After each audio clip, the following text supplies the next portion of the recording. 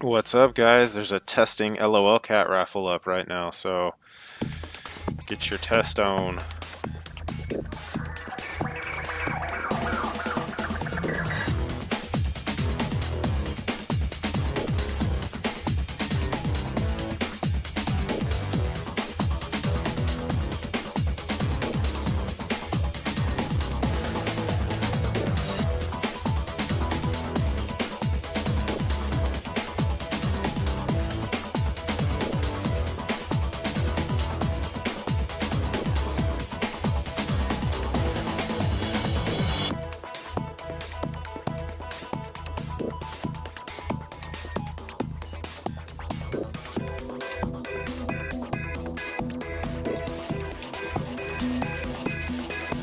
What's up, what's up? How you guys doing?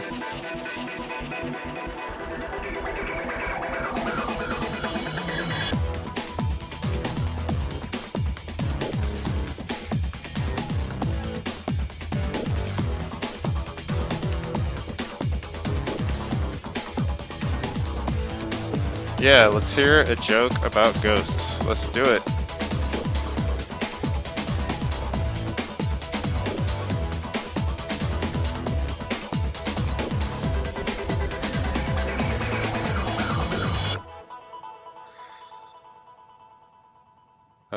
Jordy, you must not have seen any of my videos or streams.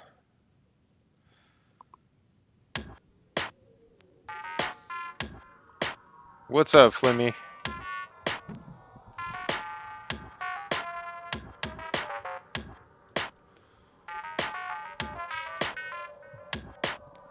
It's pretty easy, Jordy. It's pretty easy.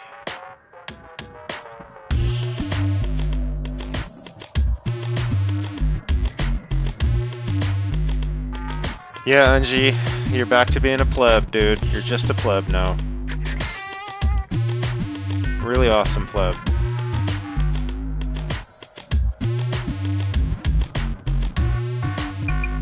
There's a test raffle going right now. It's 1 coin, so you can test.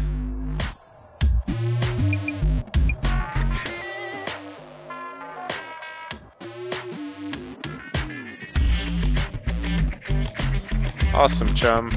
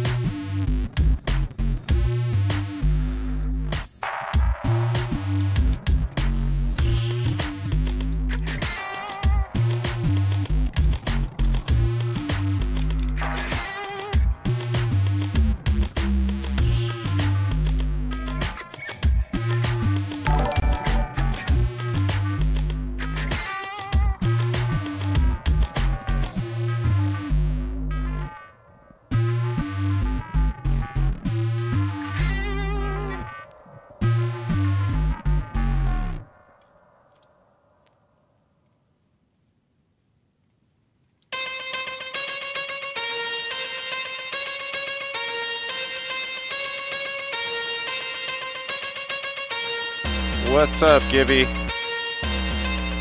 Yeah, Caleb. I had like 2 days in a row where I just passed out with the kids and didn't even... By the time I woke up, it was midnight, 11 o'clock.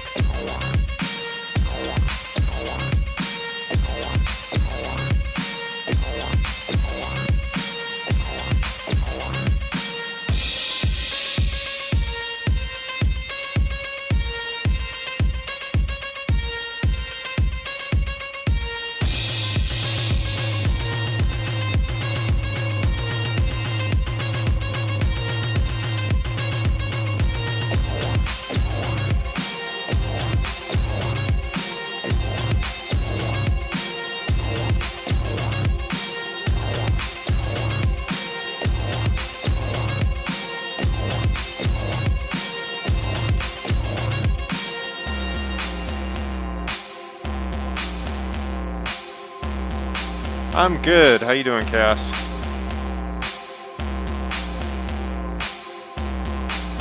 Yeah, you know what kind of tripped me out? There's stats on this streaming tool that I use, and I posted it in the live streams, and it's literally...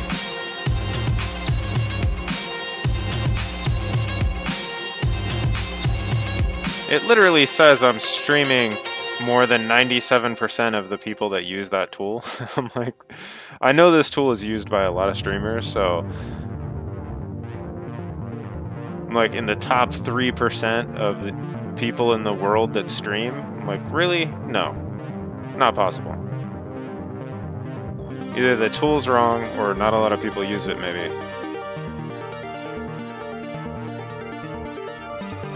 I mean, not top 3% as in awesome, top 3% as in time spent streaming. That's just ridiculous.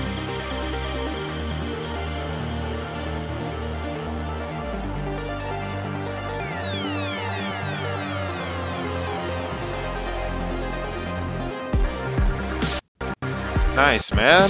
Maxing gear. Maxing gear on TS is awesome. Awesome.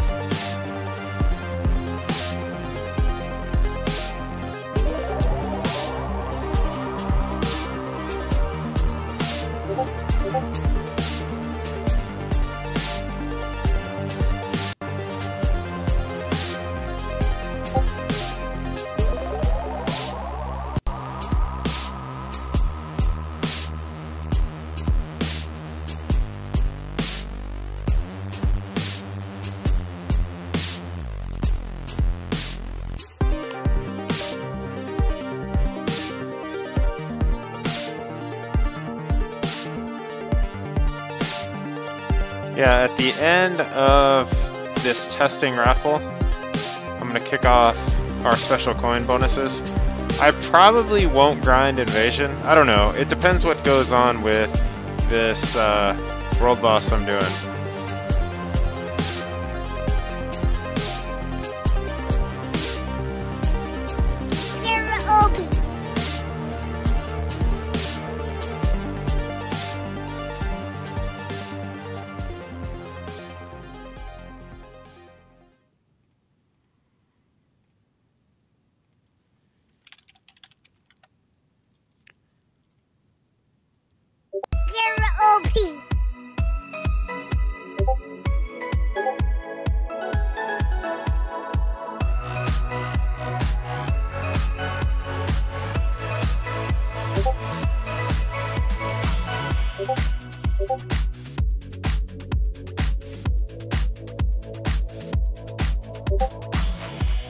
Ooh, we get to do a rune roll live.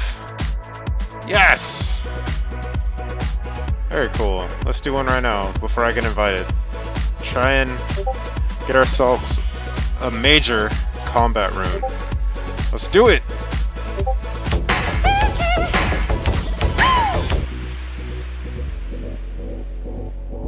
A major leg combat rune. You guys ready? Let's do it! It's gonna be a tank rune. It's gonna be a tank rune! Oh! Block. I told you. Always a tank for me. This game wants me to be a tank. That's cool though. I'm just getting to be the best bait in the world.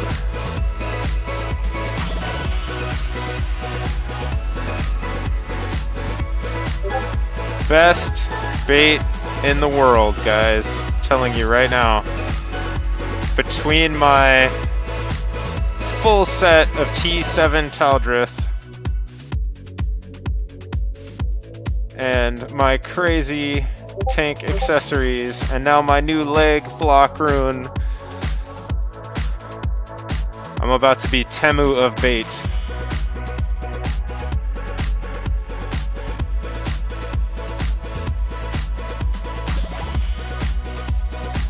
Bueller. Alright, Bueller. Here goes our reward, guys. Bueller. For the early birds. Catching the worms.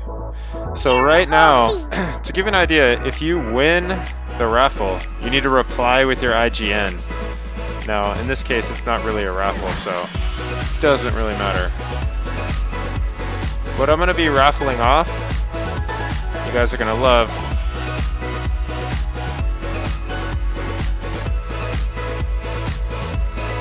It's really a 9-day of Kira and Zero 9-day temp slot. 9-day grind slot. I don't like the word temp. You guys got double bonuses. It's a grind slot. And what you're actually gonna get is an invite from a tank as well.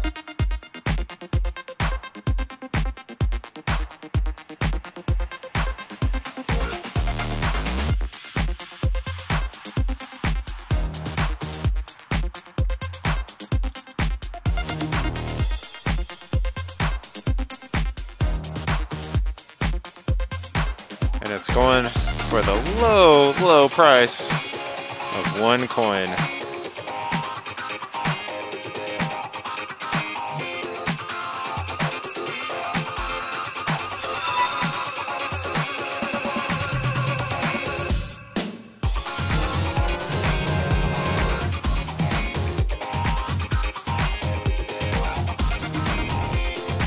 So in this raffle, you're essentially getting a good DPS, a good healer, and a good tank. All for 1 coin. Now, you're only getting this until, not this Monday, but the Monday after. So it's like 9, you're basically getting a whole raid team for 9 days, 8 days.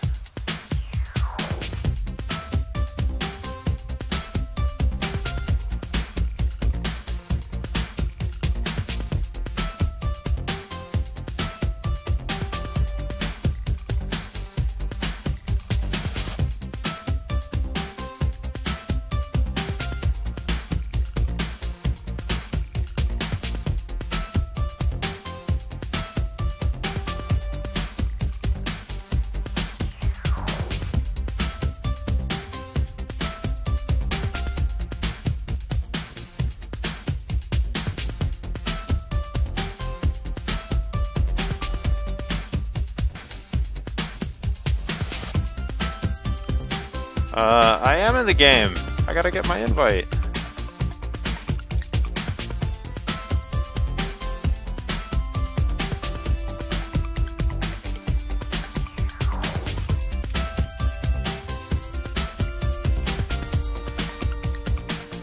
Oops, I had frickin' World Boss invites off. How fail is that?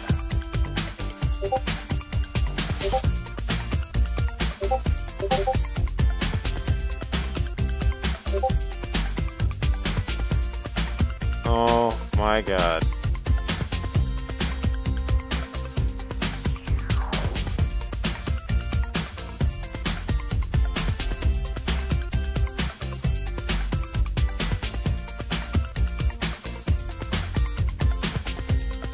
Yes, I agree, Jordy.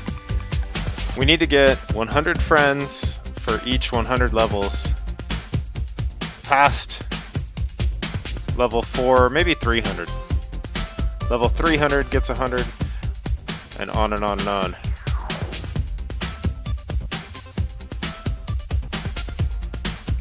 Do I even want to know? How long have you been AFK, Caleb?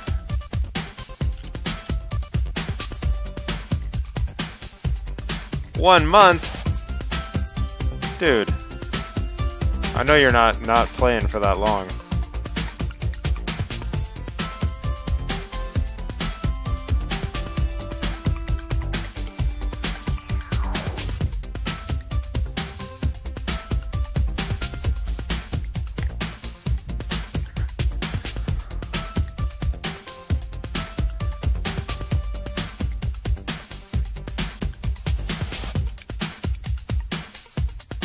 "7 months, Mr. Flimmy 2 might win this."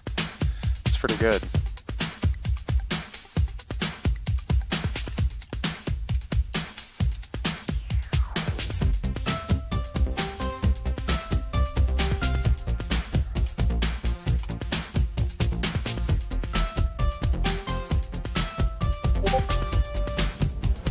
Alright, let's see if Theo beats 7 months.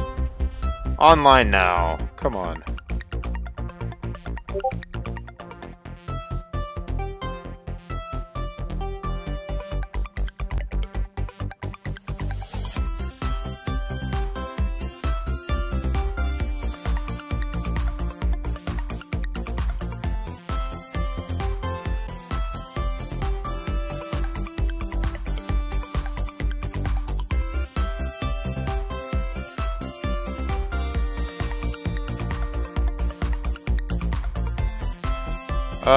I need to go back and delete them, Lloyd.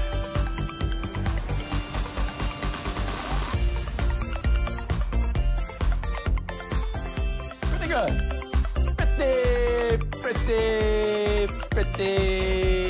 pretty good. You can see all the raffle winners in the Discord. And I list the 7-day raffle winners. So basically what I need to do is go back and delete them. At this point, enough people have been going offline for more than 16 hours that I'm able to free up a bunch of slots.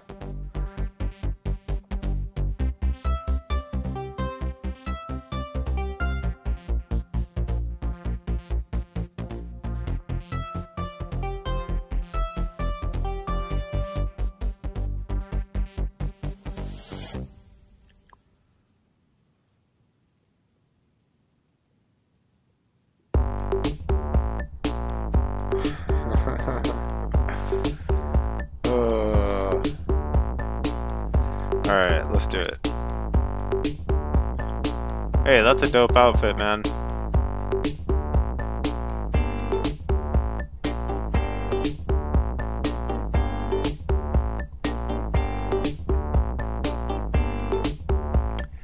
Yeah, last week work has been insane. I've got a lot going on with everything.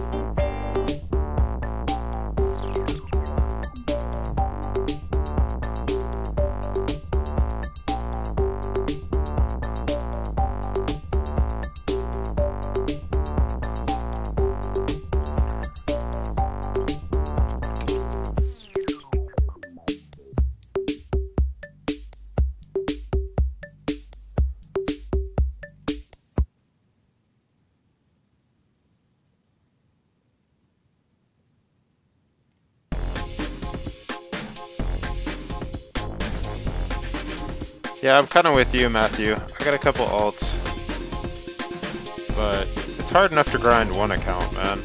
Really.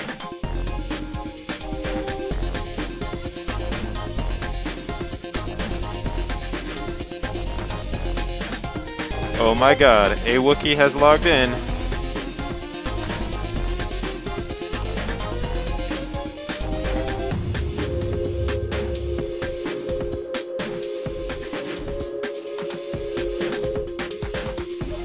Destin 2, OP.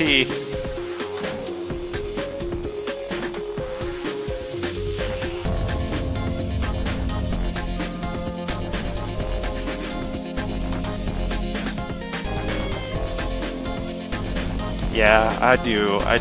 Just for guild. Interesting to see guild drops. Wait. Had to be more than guild, unless a Wookiee came over.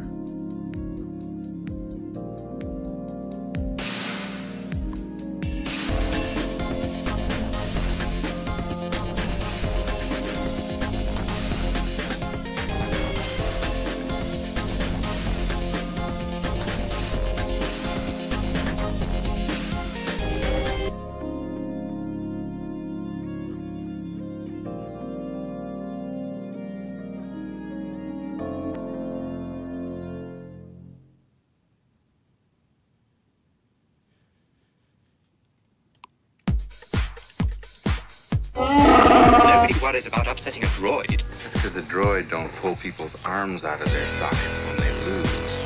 Wookiees are known to do that.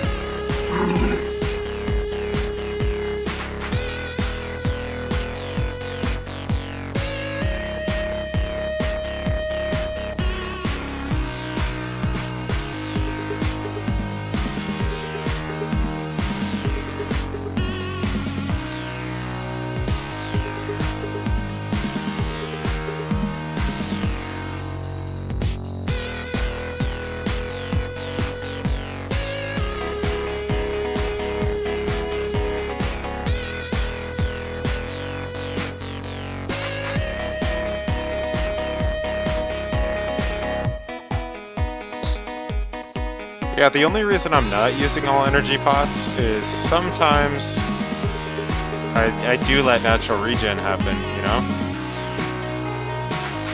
Yeah, guys, if you want bonus coins, get those likes going on.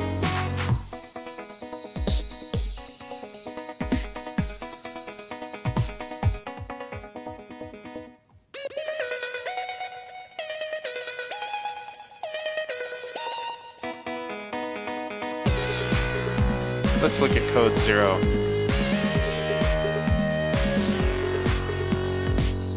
Look at code 0, because we know everybody's bored with World Boss. Got your winter coats going on.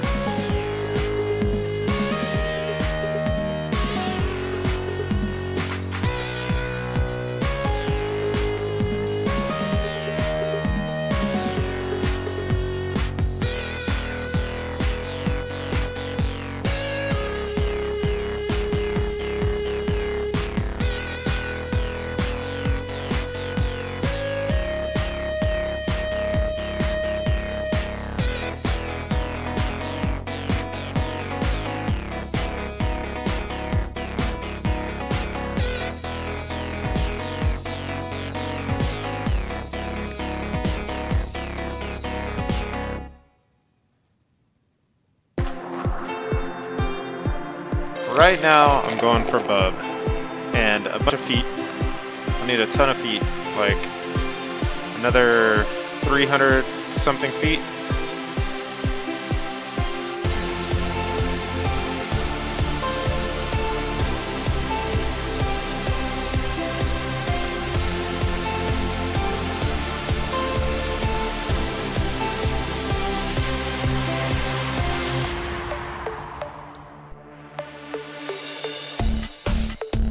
Oh, you know what I got? I got a pony keg of freaking Heineken in the fridge. What's up with that?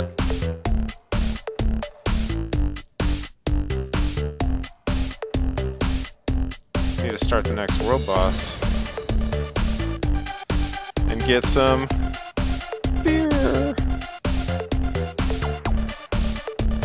What's up with subscribe cap, man, and our sounds? Really? There it is.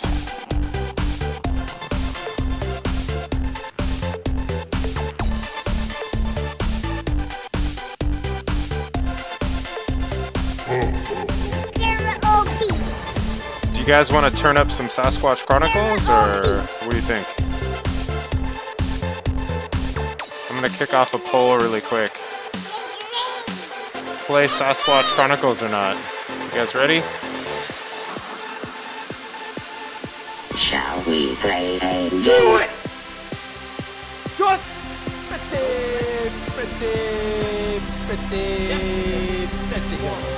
Just do it! Make It's a trap! untrue! Just Oh my god. Christmas shopping, man.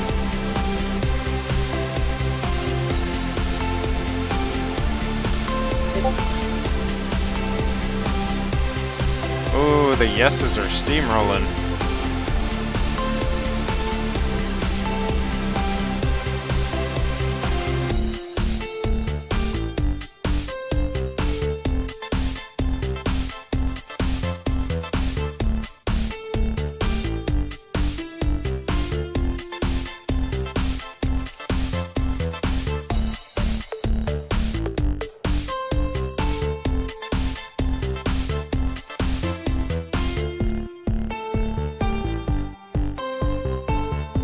I don't know if it's leg luck more than it is just pure freaking grinding, man. Pure freaking grinding. Like a maniac.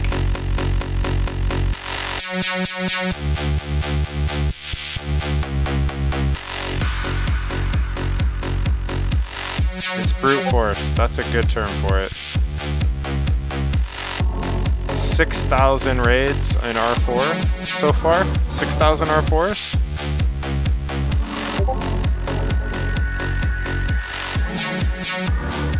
Yeah, I just run a ton of raids, man. I'm actually running raids with EXP runes in, and that's been my main source of experience to this point.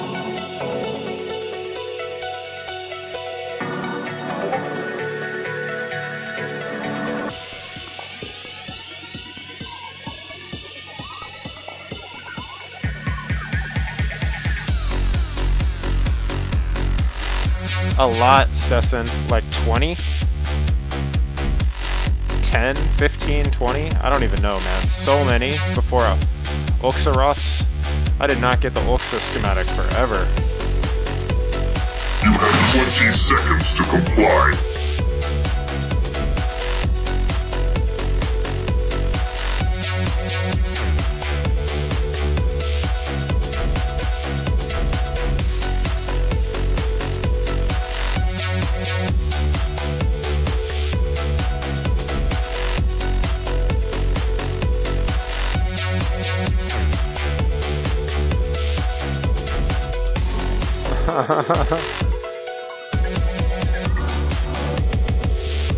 We got a lot of votes for yes.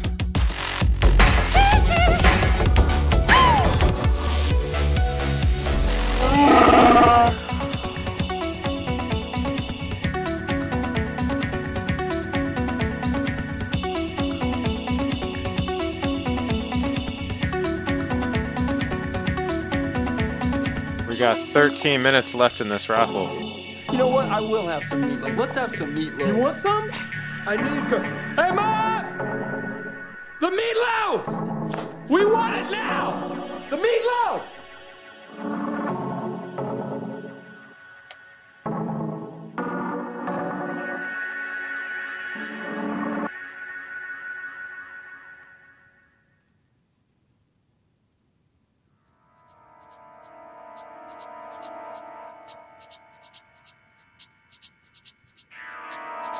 Hey, it's all good. Not one has won. So we're gonna kick off some Sasquatch Chronicles here. Oh, set drop. What's up, set drop?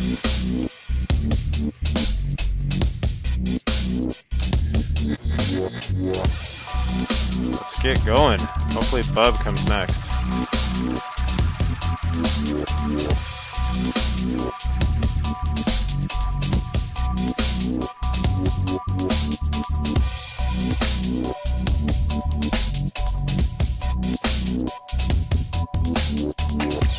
I already do have the complete set, and I've done at least 30,000 energy, maybe more, with no bub.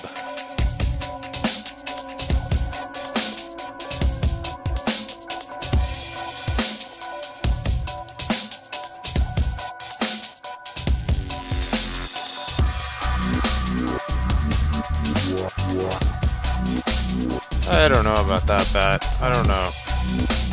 It's just pure grinding, man. I really hope we get bub tonight. I hope everybody gets bub, but we'll still grind until I get bub. How about that?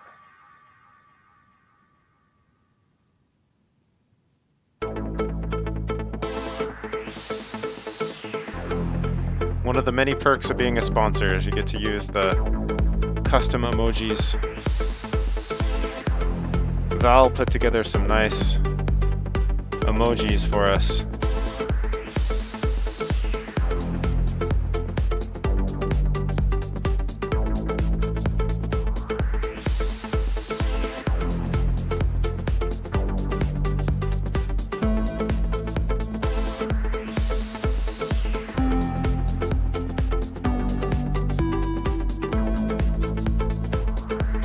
This is a 1 coin raffle, guys, and the next few are going to be 1 coin as well, so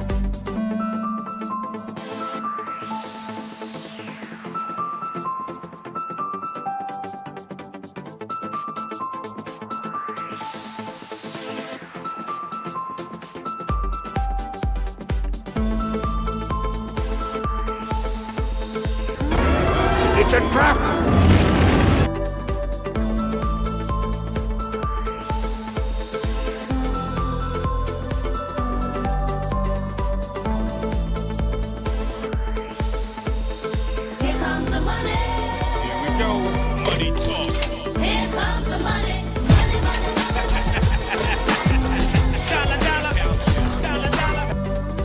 hey, I'm happy to raise it from 1 coin.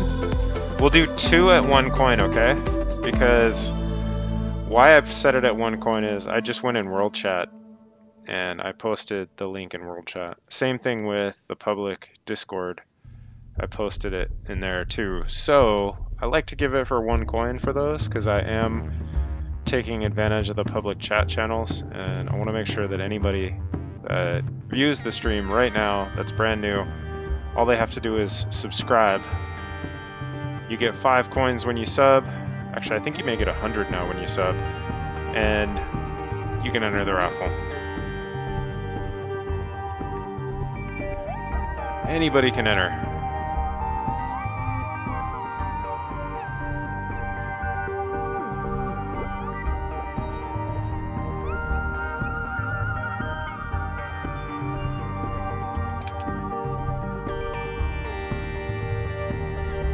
Metal King Slime. That's a cool name, actually. I like that.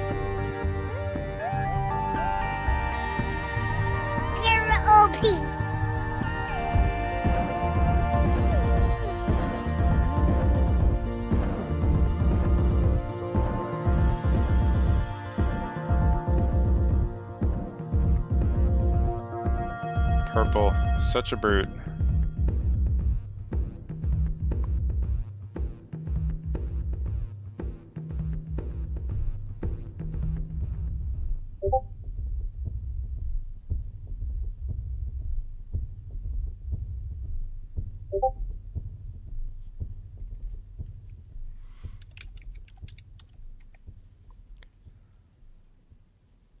What's up, Stetson? Appreciate it, brother. Now don't forget, Subscribe Cat is going to read whatever message you put up there.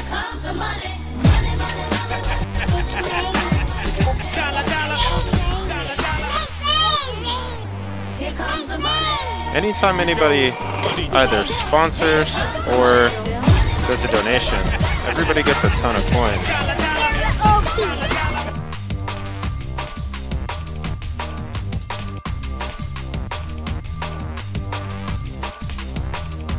Everybody give Stetson some love for making it rain.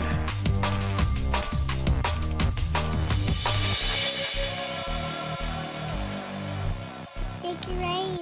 Show me the money! Make rain.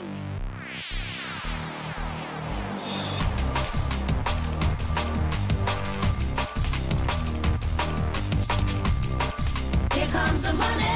Here we go. Money talk. Here comes the money.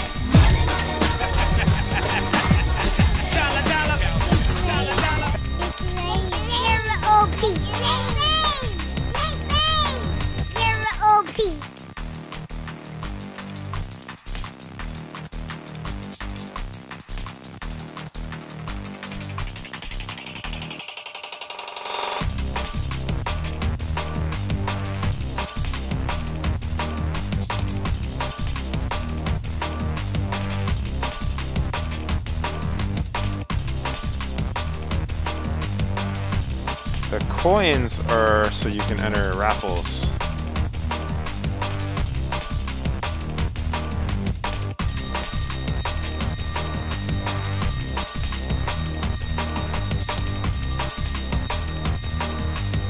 You know, the Christmas crate is kind of meh, to be honest. It is worth it. It's kind of... I wasn't that excited. I wish they replaced that potion with like an item find tome.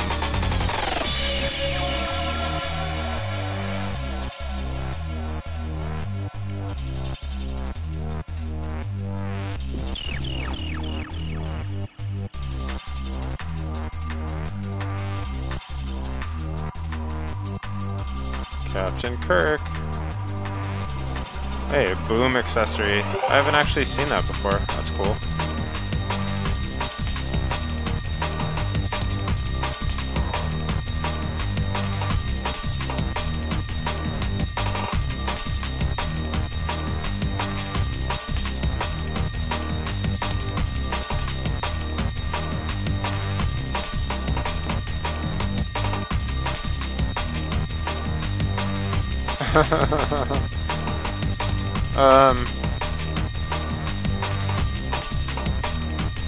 Well, all you'd have to do is join K, to be honest, and then you could have all those guys. Other than Zero. Zero had to go to a retirement guild.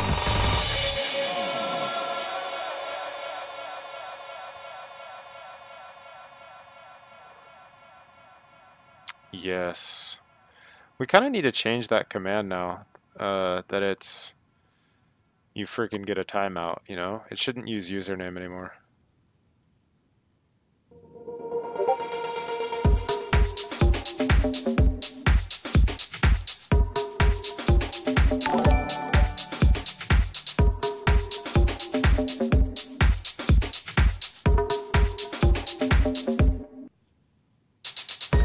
Yeah, let me edit this command really quick.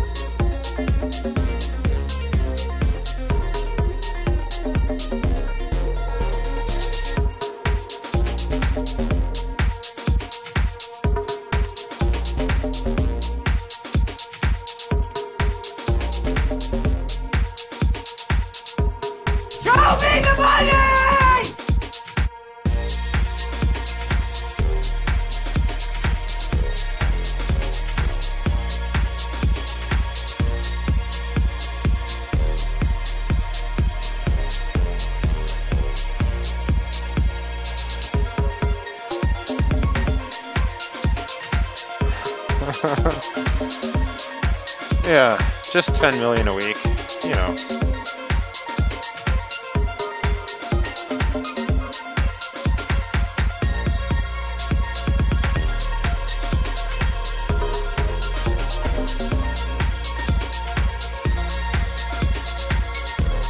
I am trying to get Bub. You know, honestly, the mythic tank, not really worth it, man. I wouldn't hold your breath for it. I would go for Meaty, to be honest. Meaty's a great tank. Or a Stally.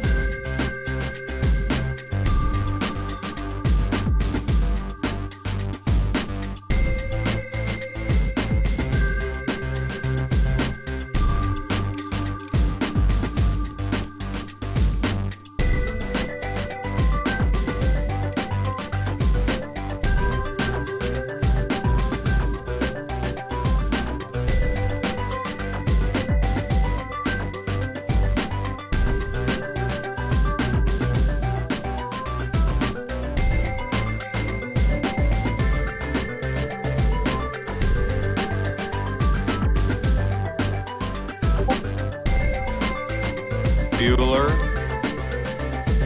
Bueller.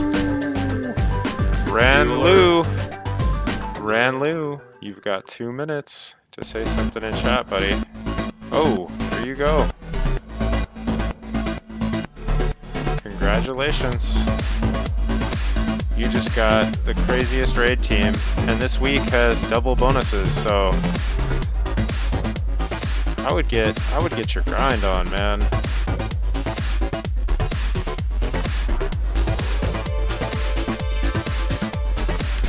And guess what? We get to do another one. You guys ready?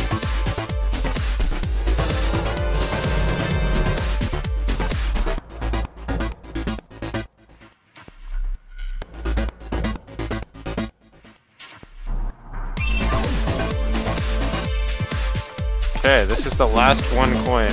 After this, it's gonna be 7,000 coin. What's up, Hatterach? How you doing?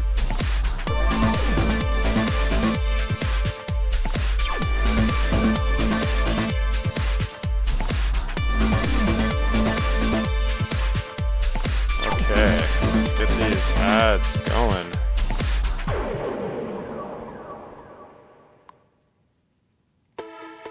Let's get these ads going. First of all, Ranlu got a Kiraz ad now.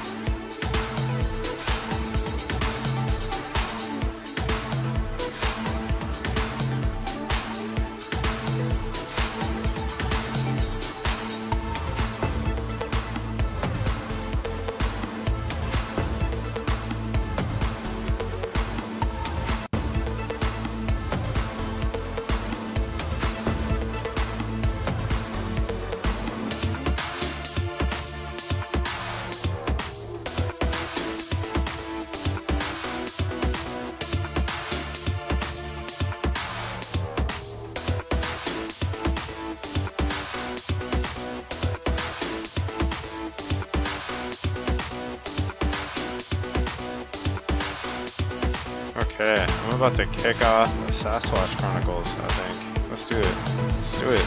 I need a beer really bad.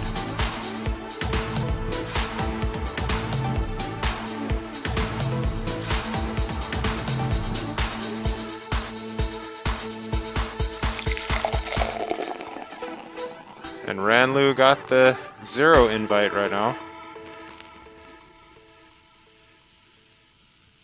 Congratulations on the win.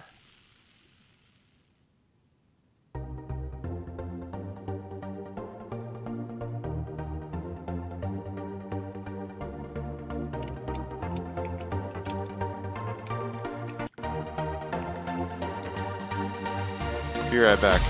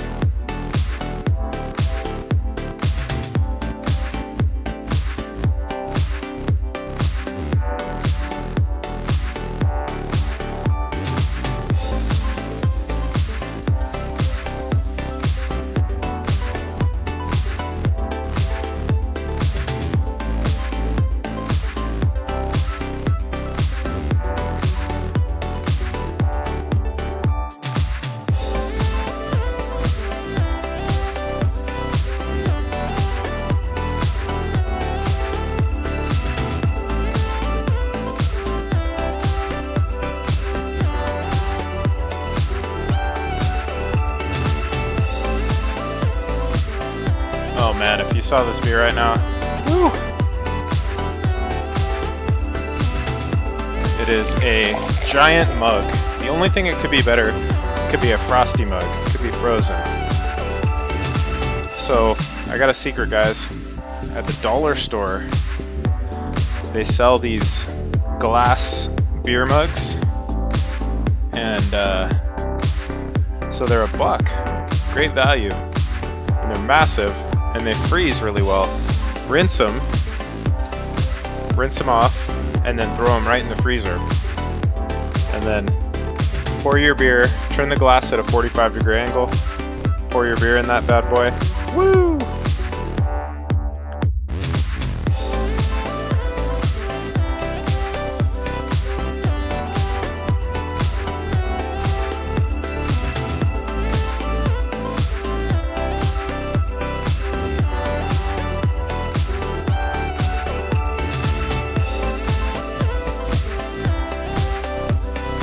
And yes,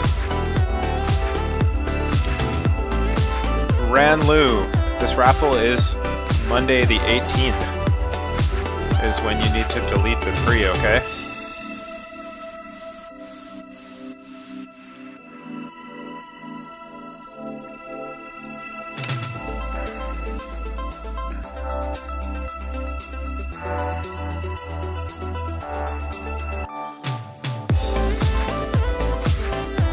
Pretty serious grinding, man.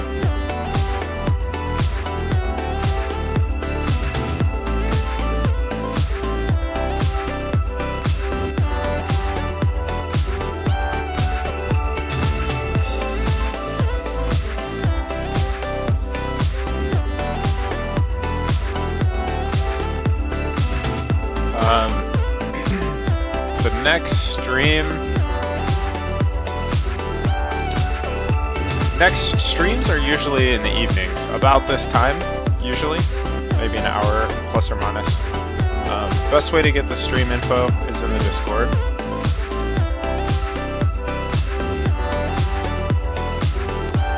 Yeah, I should probably do that, huh? It's been a while since I updated the titles of these things.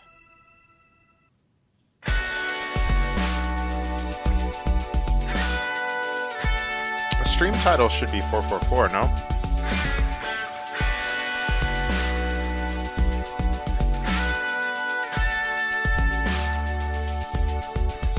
Only people who win now. So yeah, if you already have one of the 3, you'll just need to delete the 1. It's not gonna mess with your ad.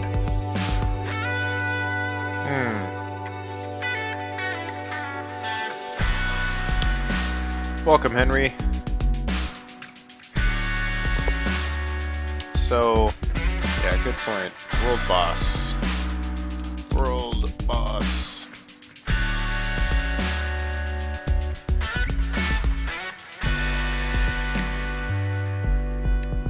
Yeah, I'm slacking on the leveling this week.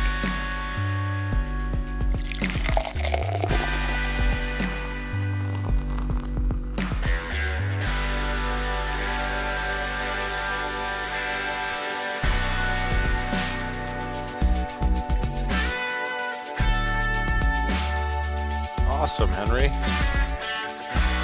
We got a lot of beasts that come by the stream.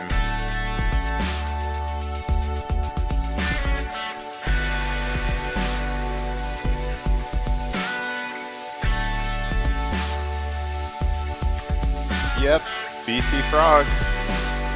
He's won one of the Kiraz raffles.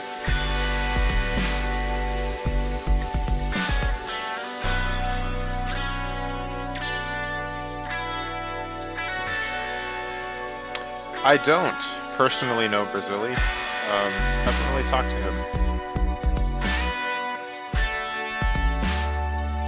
But he's a beast for sure.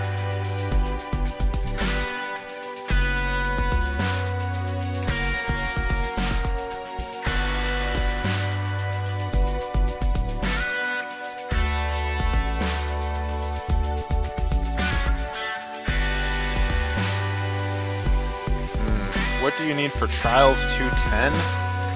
God, I'm probably the wrong person to ask, man.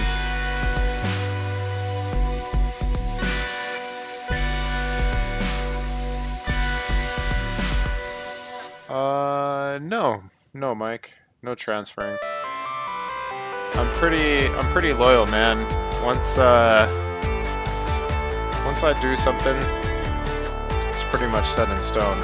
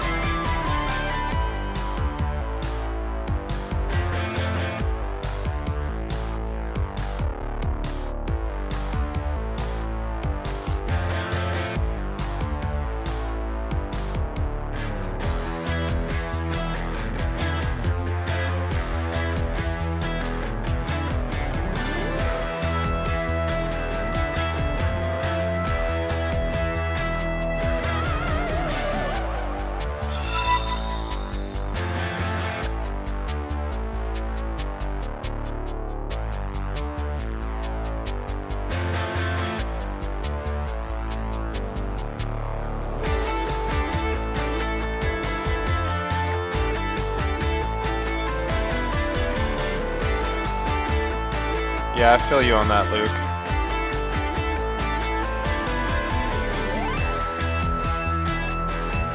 You know, I've got 20 slots, or maybe 18 slots left in the Zero Crash Guild. But there's no one doing anything in that guild.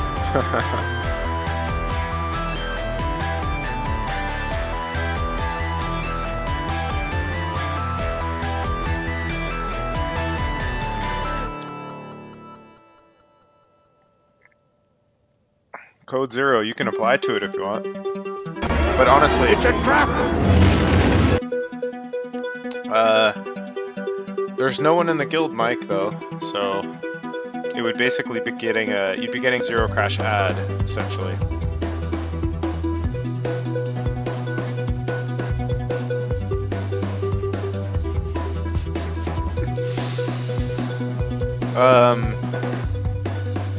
I don't know what the requirements are. I think the lowest 4 contributors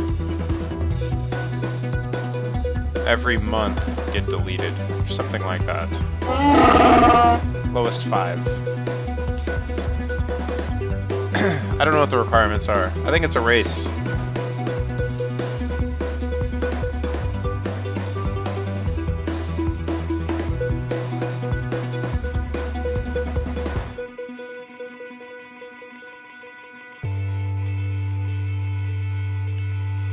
But honestly, there's 18 open slots in that guild, and I'm not doing anything with it. It's just literally there to get more friend slots for Zero.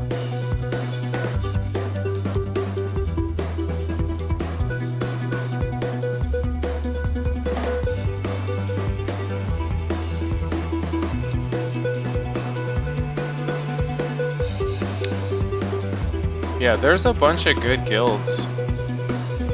Folks that watch this stream, there's some really amazing guilds in here, so I would prefer that people jump into an active guild and really help them out.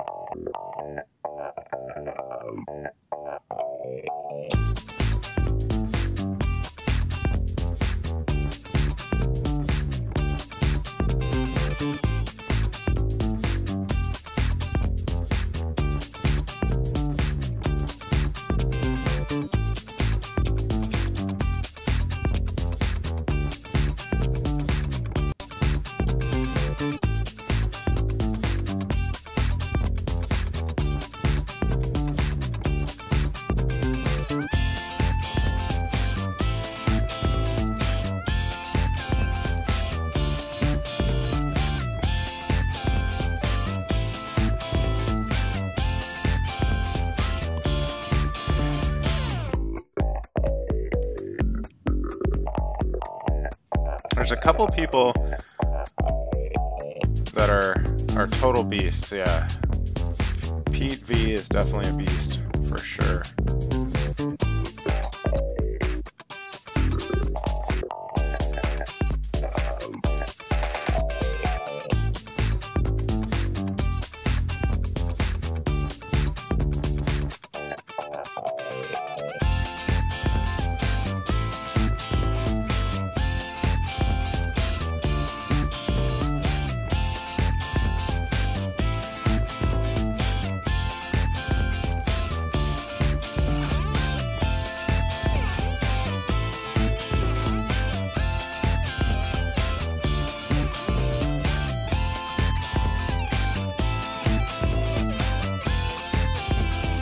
You're right, that I did.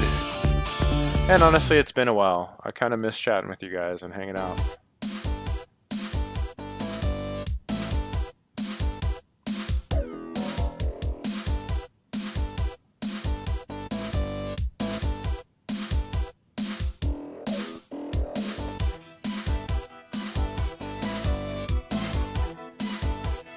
Let's turn up our Sasquatch Chronicles here. I got a couple good ones for you guys. A couple good ones. So, I come to find out that apparently there's something called habituators. First, because he... And the habituators are people that try to feed the Sasquatch or try to... Like there's a guy that sets up a TV in his garage so that the Sasquatch can like watch the movies or whatever, the ones that come by his house. I know it sounds weird, but anyway, in what they're doing is they're calling them habituators. So I don't know, kind of interesting. We're gonna hear from somebody that, as a little girl, ran into a Sasquatch, and they followed her and her family home 60 miles away. And basically, that family of Sasquatch sort of adopted her. A really interesting story. Really interesting. Let me pull this up here.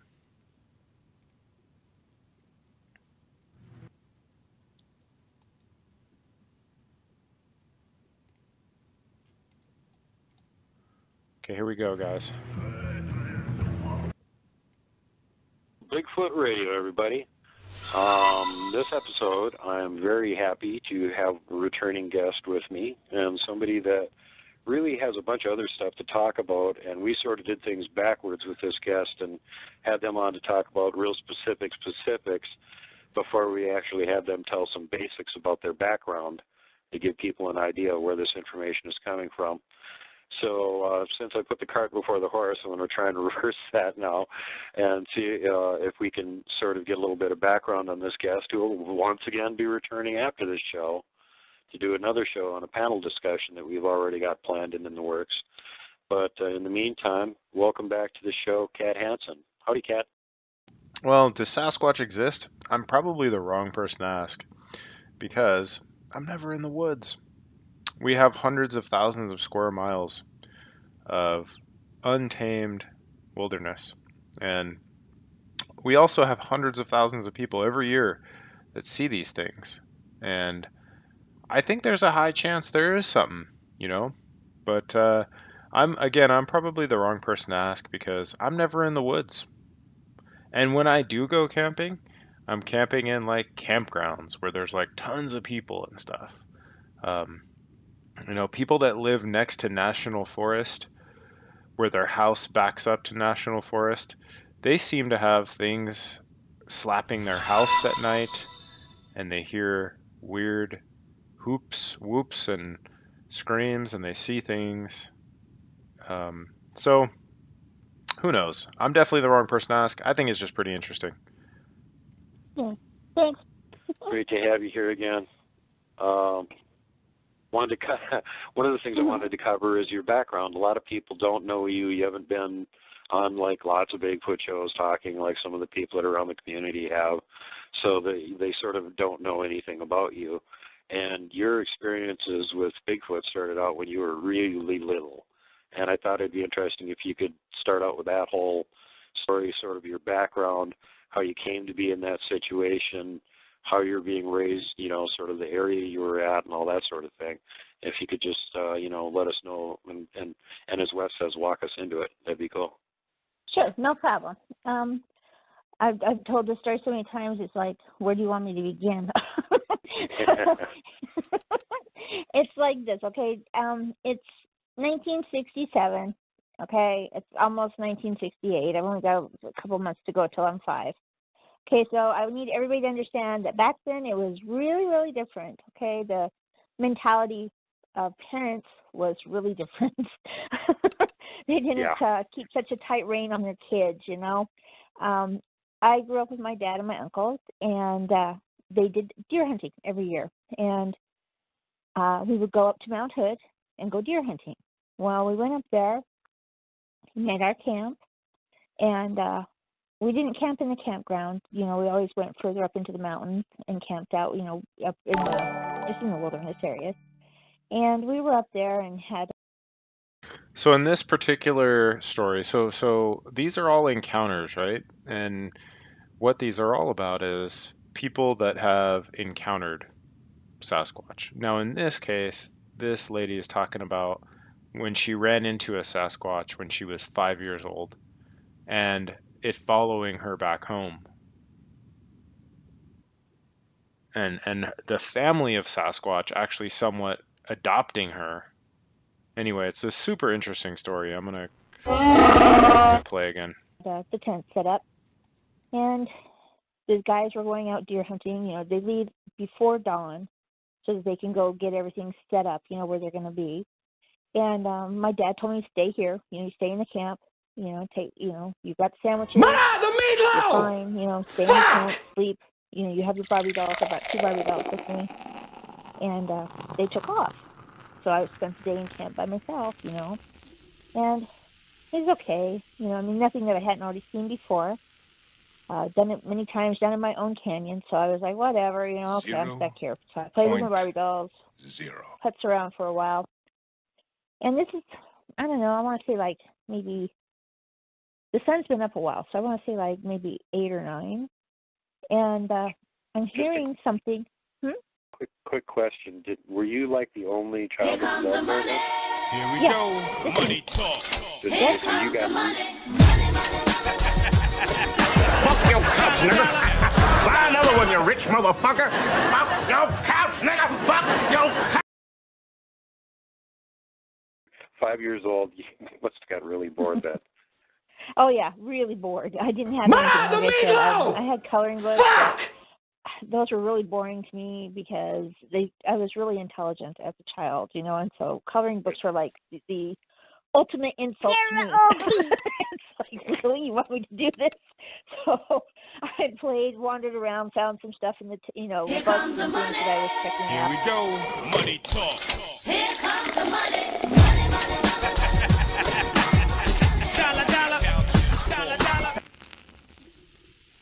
And I was hearing like this crying sound, you know, and I'm thinking to myself, you know, I'm 5, almost 5, and I'm thinking, hey, there's another kid out here, you know, their parents are hunting too, and they got left in camp, you know, so I'm gonna go find them. Maybe they're bored, you know.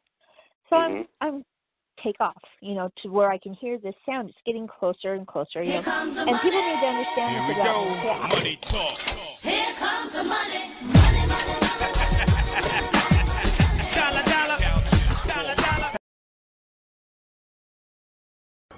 The meatloaf! Fuck! Around in my canyon and doing other things. I was very precocious as a child, okay, very precocious.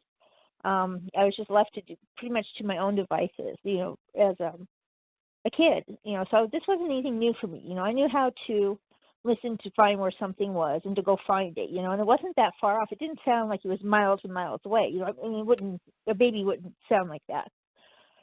So I was looking for it, came across it, jumped over this log, and there he was, and I would call it a he. When I first saw it, I didn't realize it was a he. Okay, and I've told this to so many people that they just kind of look at me funny and don't understand. But we had a hippie commune that lived a few miles up from my house. And this is what that kid looked like. He was dirty. He didn't have any clothes on. His hair was all ratty. And I just, in my little kid brain, thought it was another kid. I thought it was a hippie kid. Because that's what he looked like. He looked like one of those extra kids. body hair. Yeah, well, and that's something I really want to touch on here is when I saw him, I saw that he had hair, but not to my brain. It did not strike me that he looked, because people have asked me, didn't it look like a monkey? And I'm like, no, it really didn't. Because he had some hair, but you could see his skin through the hair. And if you think about that, think about human babies when they're born. They're not born. Well, most are not born with a complete thick overgrowth of hair. Down their neck and back and everything else. They're not like that. You can see their scalp through their hair, and that's pretty much how he was. Guys especially get hairier as they get older, for sure. Yeah. What color was the kid's skin? Dirty brown, but Okay. To me, it was like he needed a bath. Think of it as a kid, when you're a kid and you're playing in mud, and you pull your hands out and you wipe them off, it will dry on you, and you see that stained skin color, from the mud. That's what it looked like. I really thought this was a hippie kid, and so I was like, oh, don't cry. When he saw me, at first he was like scared, but then he wasn't. He was happy to see me, and I just chalked it up to, you did something bad too. You left too, huh? So we were sitting there, and he was fascinated. My dad dressed me in overalls. My dad never gave me a dress, okay, never. I had overalls, and I had my Barbie dolls in that front pocket on my overalls, and he was fascinated with the Barbie with the long blonde hair. So I took it out and I gave it to him, and I played with the boy, and my boy doll, and we sat there and played Barbies. I would walk it around and just talk away at him and things, because that's what I did as a kid. I was like, oh, I'll make friends with anybody. It doesn't bother me. Mm-hmm. So I talked to him for a while, and he was fascinated with the Barbie doll. He chewed on her. I was like, don't chew on my doll. That's the only one I got. Don't do that, And I kept pulling it out of his mouth, and he was like smelling it, popped the head off a couple different times, and put it back on. Just things that kids do, Yeah. So we played for a little bit, and then, I don't know, he got really weird on me, okay? He stood up, and he started doing almost like little kids do, where they are first learning to jump, how their feet don't really catch up with their body. They kind of move their whole body up, and then the feet will come up. And that's what he was doing. And I was like, what are you doing? And he was making these weird sounds. And he got really excited. And so I was like, wow, okay, maybe, he's got to go pee or something. I don't know.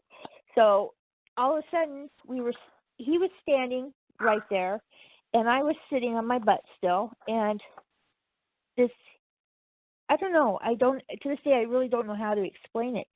It was like a wall of hair, literally.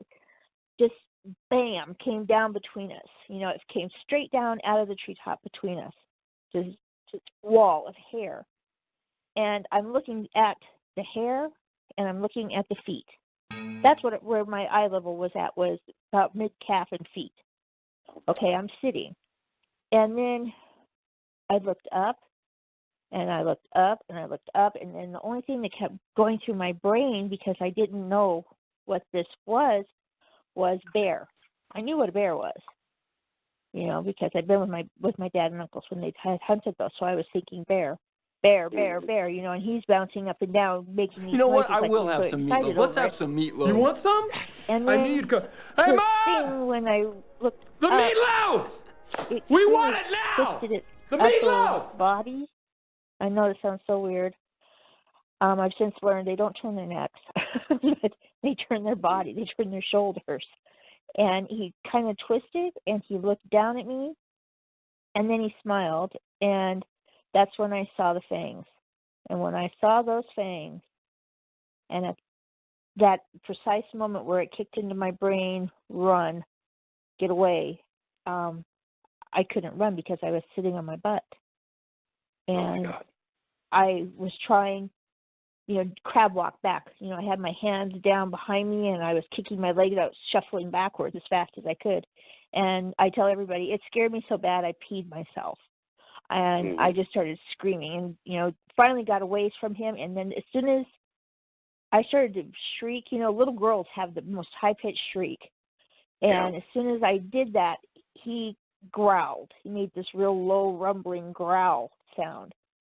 And that was it for me. I finally got my feet underneath me, and I took off, running. And I ran back to my camp, got in the tent, zipped it up, piled underneath all the sleeping bags because I was terrified. And in my little brain, I'm thinking, if I hide, he can't find me, So I stayed under there. Well, my dad and uncles came back. They got their deer, and they were busy hanging them and things, and really didn't pay much attention to me. And as the day went further on, they realized that I hadn't been out to eat anything, and it's dinner time. My dad finally came into the tent and he said, "Are you sick? What's the matter with you? Come on, we've called you. Get out here." And I didn't really want to go. It wasn't quite dark. I want to specify that. It's not quite dark. We probably have about an hour until dark. And I finally came out and I had to tell them what I had done, And I was terrified that I was going to get punished for leaving the camp. That's why I didn't want to tell them. But I also didn't want to be outside that tent because I was scared that he would come back. So I told them, and they kind of got this really funny look on their face, and they were talking back and forth, and my uncles were talking to me and trying to find out what I had seen. And finally my dad said, "Show me." And I knew I was in trouble. And I said, okay. It wasn't that hard to find my trail because I had ripped through the woods, And, seriously, I didn't care what was in my way. Shred everything in the way as long as you could shred your way through it. Go. That's it. Blackberry brambles galore. I did not care. I had them in my hair. I didn't care, And when they started following the trail, they realized that there were big, big footprints, And they were like, "Uh-oh." We got there. They saw it. And they looked around, and my dad looked at me, and he said, "Where did it come from?" Because on the no tracks leading up to it, just all of a sudden. Yeah. And I kept looking at him, and I really didn't want to tell him that it came out of the trees because I thought he would tell me I was lying because bears don't fall out of trees. My dad has told me that big bears like that, when we camp, if a bear ever comes, what are you told to do? Climb the tree. So I was, because it's why it can't kid you. It's too big. So I really didn't want to tell him because I thought he would think I was lying. And I just looked up into this huge cedar tree and I pointed up.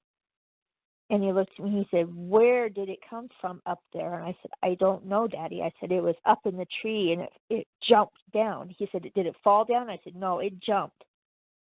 And he said, "How do you know it jumped?" I said, "Because it landed on its feet and it smiled at me." He just kind of looked at me for a minute and picked me up. He picked me up and he said, we're leaving now. And my uncles were with him and everybody was in agreement. We're leaving now. So it seems like they knew what it was that you ran into. Yeah, they knew. They had a very good idea. And had any of them ever seen one before or anything up to that point? My or was it all uncle, just rumor and legend? No. One of my uncles had seen one. And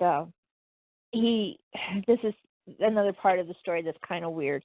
They grew up down south. So down there, they're used to them.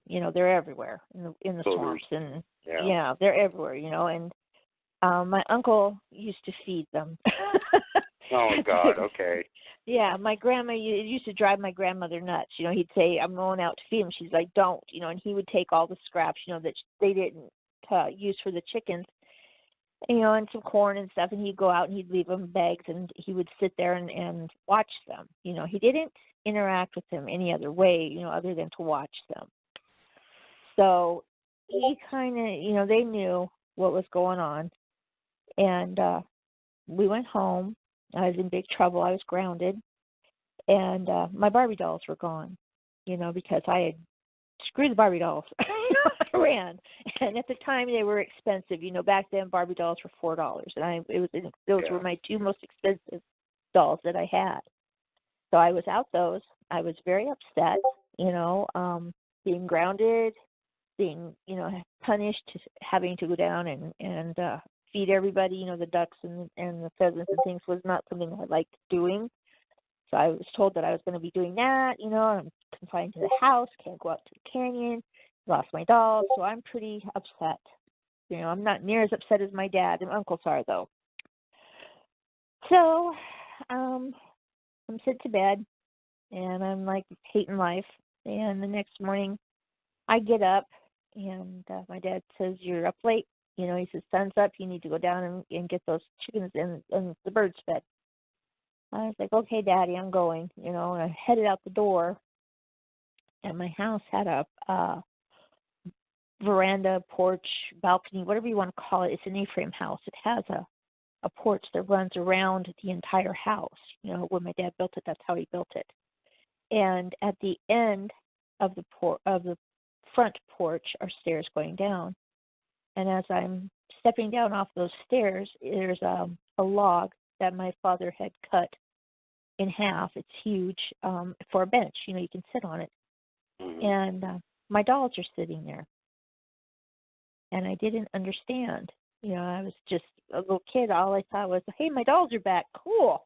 And I go running back home. Yeah, I go running back into the house to tell my dad that my dolls are here, and I'm showing him. And I remember he got the strangest look on his face. He said, "Okay." He said, "Go do your chores now and get back up here." So I went to go do my chores, and when I went down into the canyon, people always ask me this, how do you, why would your parents have a canyon? That's what we called it, okay? I had 40 acres to grow up on as a kid, and we had a stream / creek that ran through the bottom of that canyon. My dad had bulldozed a road all the way down to it, and you could go down there, and that's where all the ducks and geese and everything were.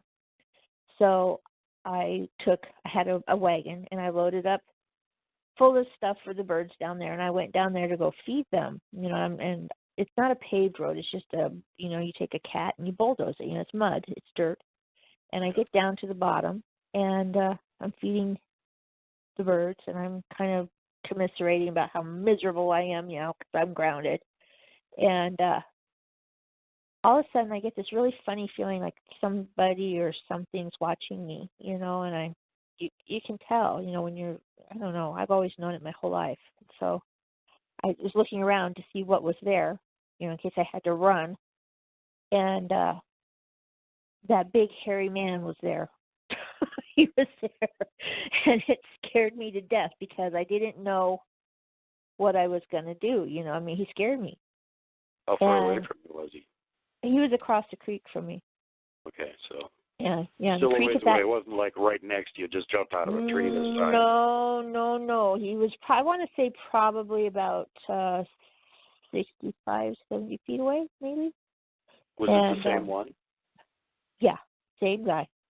This is a big guy, and his name, as I was to learn, is Kiraz. But I didn't know whether to run and scream. I didn't know what to do. I just froze. And he's smiling at me again, and I emphasize that because on my channel a while back, I had done a dissertation, you can call it, on smiling, and it doesn't necessarily mean friendship. I've learned over the years, and as a kid, to see a Bigfoot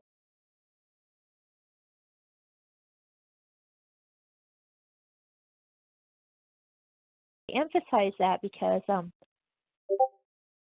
my channel a while back, I had done a dissertation, you can call it, on smiling, and it doesn't necessarily mean friendship.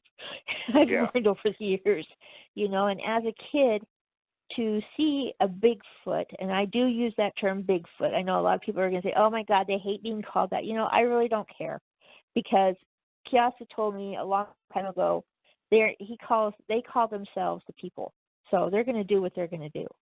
Okay? I just call them what I grew up being told they were. And I also call them Steyama, which is basically what it translates out to as the people. So that's what I call them. Anyway, being that small, and I have seen it disconcert adults too when you get smiled at by these guys, because first of all, your brain doesn't really want to accept the fact that these things are standing right there in your face, and they do exist.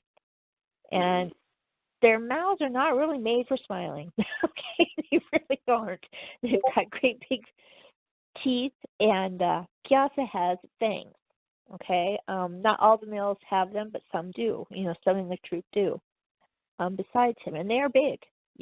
These are big people with big teeth. Think about your canines in proportion to your face. Okay, think about a dog's canines in proportion to its face, because they're going to use those teeth for eating meat. Okay, and a lot of people, either you have two camps, they either eat meat or they don't. Well, I got news for you. This group eats meat.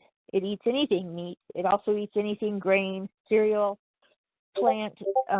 They're terrific omnivores. Yeah. Everything. So when he was smiling at me, that was the first thing I remember about him, were those fangs. And I kept thinking, I'm going to die. I'm going to die. I thought I was going to be eaten. And he reached down, and in Oregon there's blackberry bushes everywhere.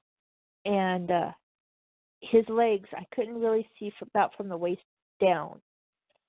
And he bent down with his arm, and that arm came up, and he had, I don't know how to explain it. It's a piece of ripped off bark from a cedar tree, and inside of the cedar tree are these real fine, like white tuber things that grow inside of them, and that's the only part of the cedar that you can eat. Otherwise, it's toxic. And he had peeled off this great big sheet of the cedar in his hand, and he had that with the berries in it. And he set it down in front of him. He bent over in front of him and set it down. And then he stood back up, And I realized, I just got this funny feeling that he wasn't going to hurt me. He wasn't being mean. He wasn't being mean. I thought, oh, he's sharing. I share too. So I kind of stepped forward towards the creek a little bit more, and he came out so that I could totally see him. And he sat there, and they squat a lot. And he squatted, and I was on the other side of the creek, and I was looking at him, and I came down a little bit more, and every time I would walk towards the creek, he would get up and walk towards the creek, like we were going to meet in the creek. But I didn't step into the creek. He did. And then he started to come across the creek, and then I backed up and kept going up. I was afraid. I didn't want to. I don't like to be cornered, so I was close, so that I could take off and run. And he finally got close enough that he set it down on my side of the creek, and he stepped away from it. And I came down, and I was looking at it, and I said, "Oh, you got the raspberries, and you got the salmon berries. Those are good," And I was like showing him.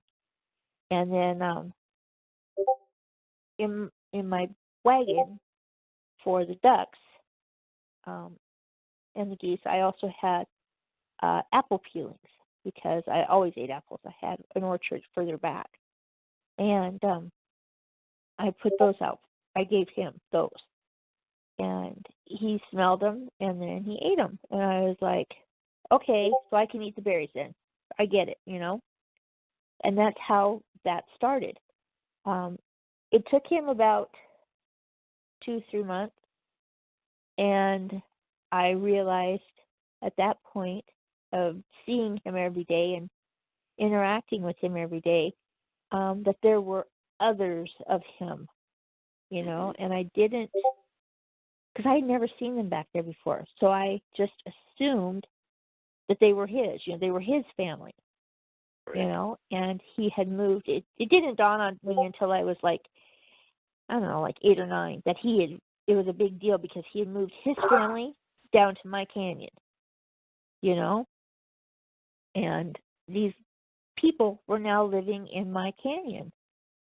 Oh, God. Yeah. The power of the Barbie doll. Bueller. That's the whole family, and they came down. Bueller. That's it. They came, you know. Bueller. And It's the blonde hair. That's what it was. Well, yeah. That, and I didn't know until I was much older that they were worried about me. They were very worried about me because when Kiraz came to get his son that day, he realized immediately what I was, and I was a little girl in the woods. Even though you're dressed weird like a boy and you had overalls on. I've since learned they can smell the difference. They know what they can smell. Yeah. And he was deeply concerned that a little girl was alone in the woods. And then, unbeknownst to me and my uncles and dad, they had watched that day at the camp. And they realized that I was a little girl alone with males, all males. On a hunting party, too, yeah. Yeah.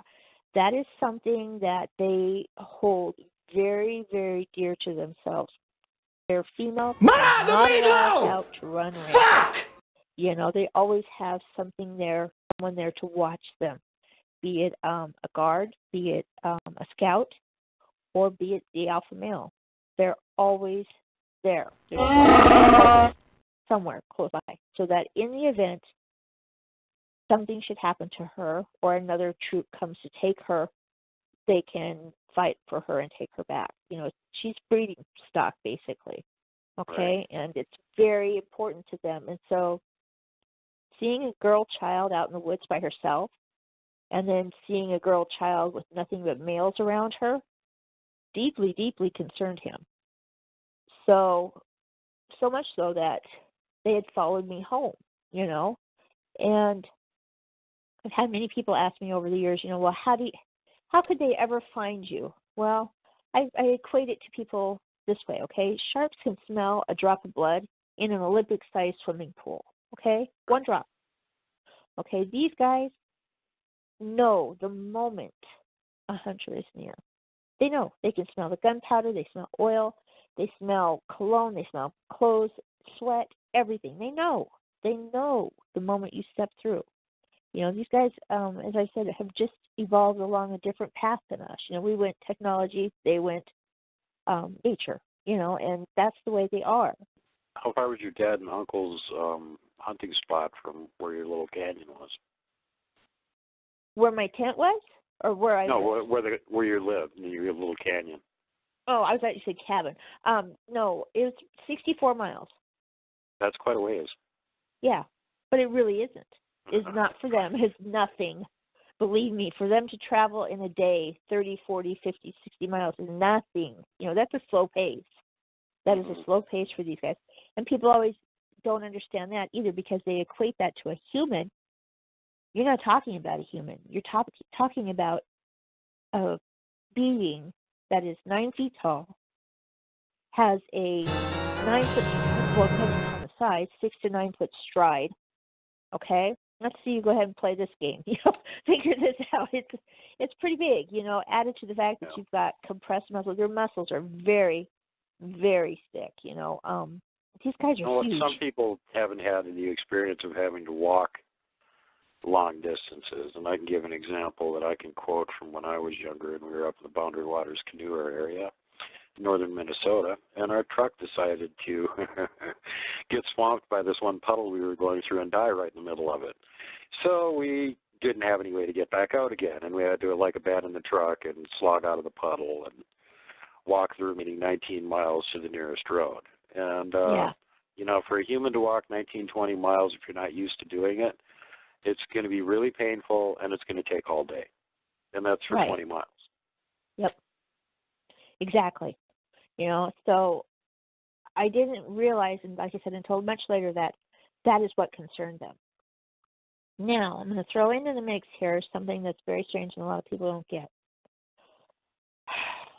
Being Native American, my great-grandmother, grandmother, great-aunts were told our tribe did not have an Alikchi.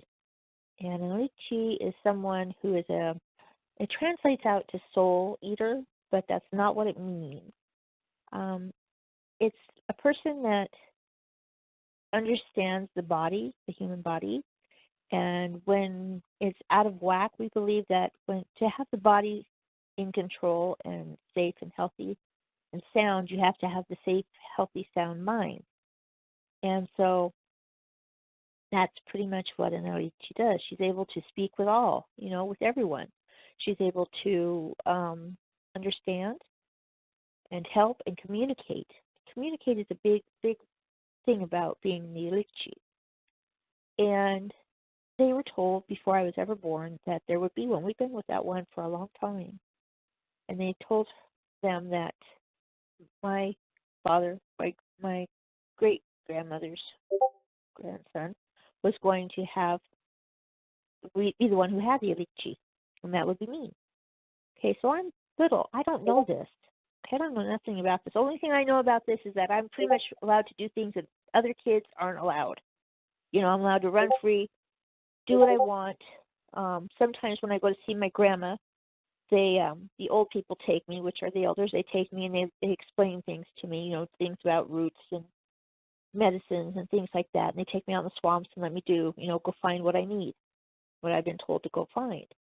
So I'm thinking, as a little kid, that this is normal, okay?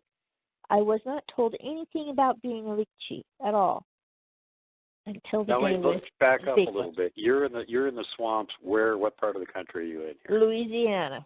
Down Louisiana. By, Okay. So your tribe is which tribe are we talking about? Choctaw. Choctaw, okay. Yeah. So we're down there, okay, and I'm allowed pretty much to do what I want.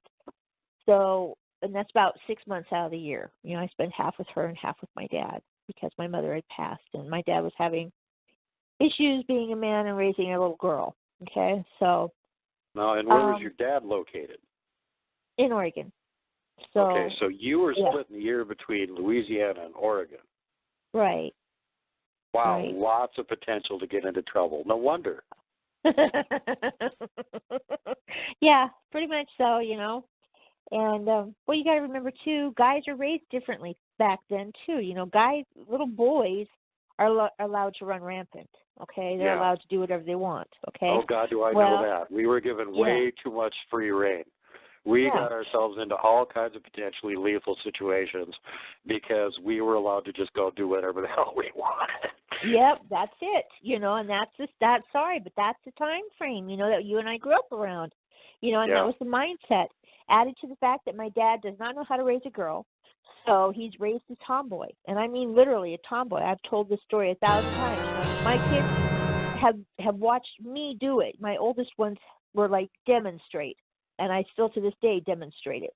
I would climb up to the top of a cedar tree, and cedar trees are huge. And I would scamper up that thing like it was nothing, and I'd stand at the top. I would stand at the top, and I'd start shaking it back and forth as far as I could get it to go. And it would literally wing from side to side. And as soon as it would start to wing one way, I'd let go, and I'd sit there and grab branches all the way down. Cedar slide. Hand slide down. And I was like, there you go.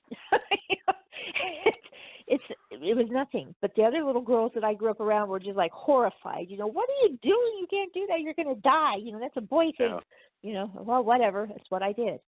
So I never knew growing up that this wasn't what I was supposed to do. I wasn't supposed to be like this, but I didn't know that. Right. So, long story short. So when you were down in Louisiana, you were spending a lot of time down there with the elders, and they were teaching you stuff about herbs and all that sort of stuff. Plus, you were getting the opportunity to run around the swamps and whatnot. Did you run into any Bigfoot while you were down there? Yes, I did. They were down there, and that was a given. Like I said, they're down there, and they live in the swamps, and I've told this to a lot of people, and they don't really understand. But the stamina have nose flaps, okay? And they're something that they have that humans had many, many, many millions of years ago, okay? They had them, but we have since, as humans, have lost them, okay? But they have nose flaps, so they are more than adequately able to go underwater and swim, okay? They can close their nose off. And down there, they're they even say, better at it than we are. yeah, especially in the swamps. You know, they're down there swimming. They're having a great time. You know, I mean, they can do whatever they want. And we have these little boats. They're called pirogues. And you kneel in them. You know, they're real low in the water. They're like a little canoe, kind of sort of rounded. And they put you a couple inches off the water. I want to say maybe 8 inches, 6 to 8 inches off the water, you know.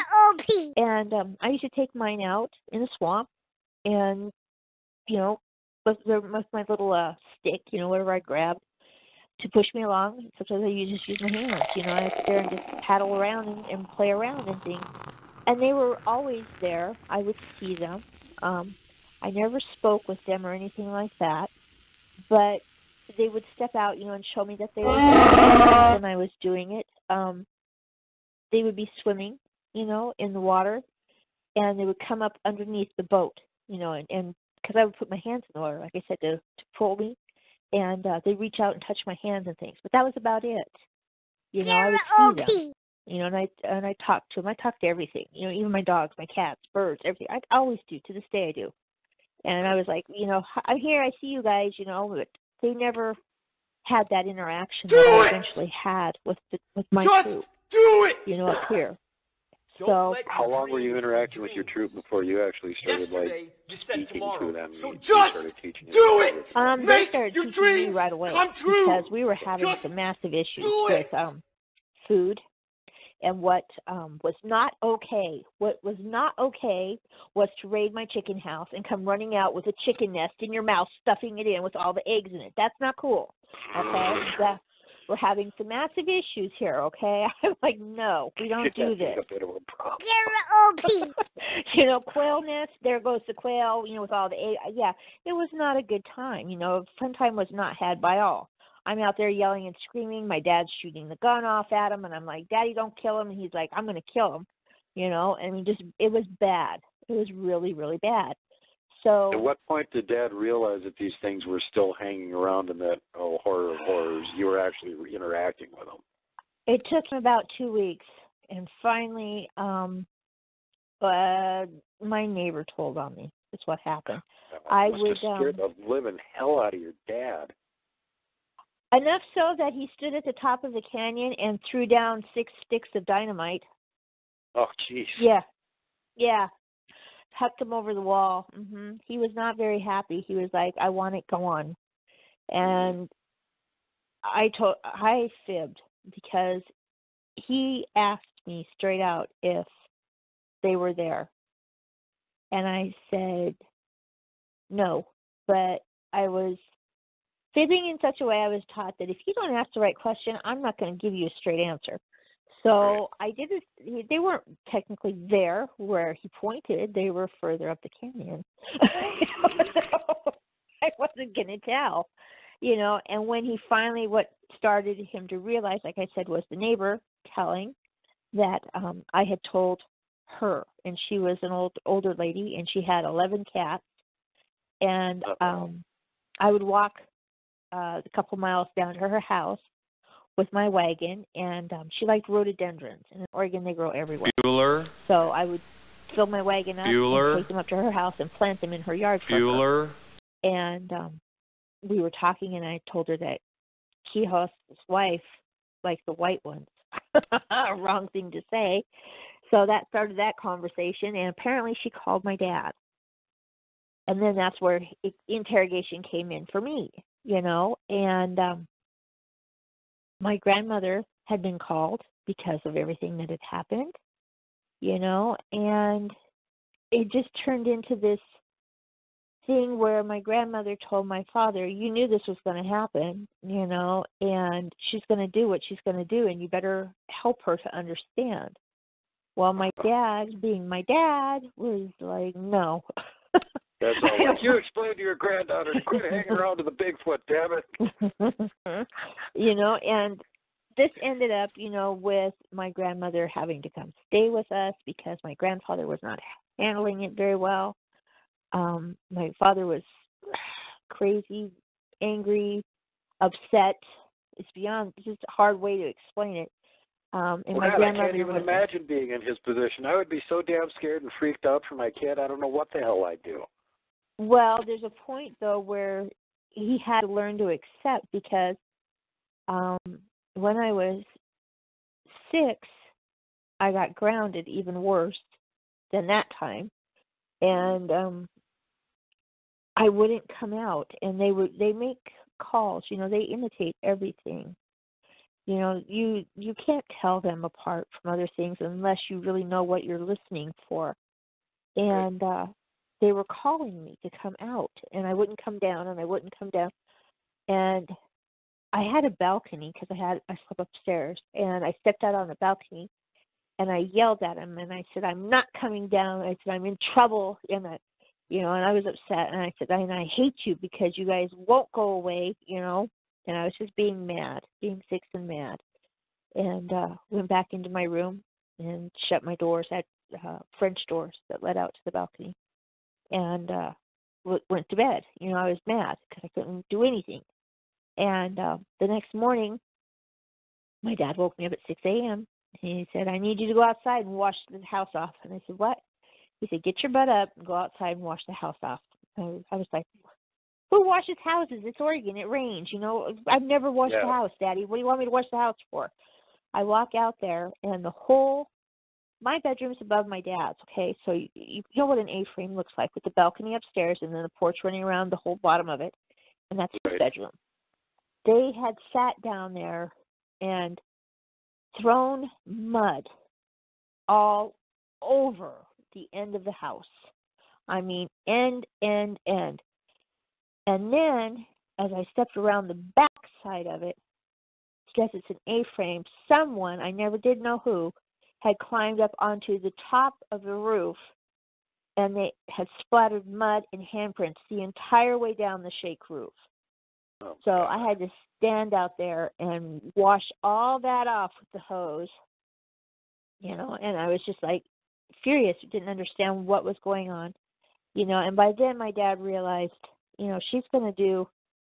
needs to be allowed to do because that's what our people believe, so she's allowed to do and speak and say what she needs to say with these things because it was already foretold, that she's going to do this, and by 6, I fairly well understood what was being said, and as I said, they had a real issue with the fact that I'm being raised by a man and 5 brothers, they had a real issue with that. So Kiraz's females down there, his wife, I always call them wives, even though they don't marry like we do. They do have, they're monogamous that way to a certain extent. And his wife and the other females that were in the tribe, when I would come down, they'd let me see Kiraz, for a little bit. But then they would come get me, and they'd shoo me away from him. And we'd sit down and they would do things, they collect salt rocks, people think salt comes out of a carton, but where it does, it's in rock form, and it is natural. And they would collect salt rocks, and they would wash them off, and then they would hand them out, and they'd sit there and eat them and things. I'd never eaten a rock before. I had no idea. Eat a rock. It was like first time for something, and so I did, and I realized that it was salt. I mean, they would do things. The females were collectors. They would collect things, but the males are the ones that would hunt. So they would be gone and they would go do things that the males do, and we always had 2. Because if it was all the females and everybody was gone hunting, we would always have the 2 males that would stay, and oversee what we were doing. And, we'd go get berries, sometimes they would go into the stream and they get the little crawdads, I don't know if anybody knows what those are. They get those. And they just showed me things, I had to learn little bit by little bit what all was going on, and you pick it up because they also have a sign language with it, So you pick up what they're showing you, when they show you to eat, and put it in their mouth and then they pull it back out and then they say the word and give you the sign language for it, As a child, children pick up language really easy.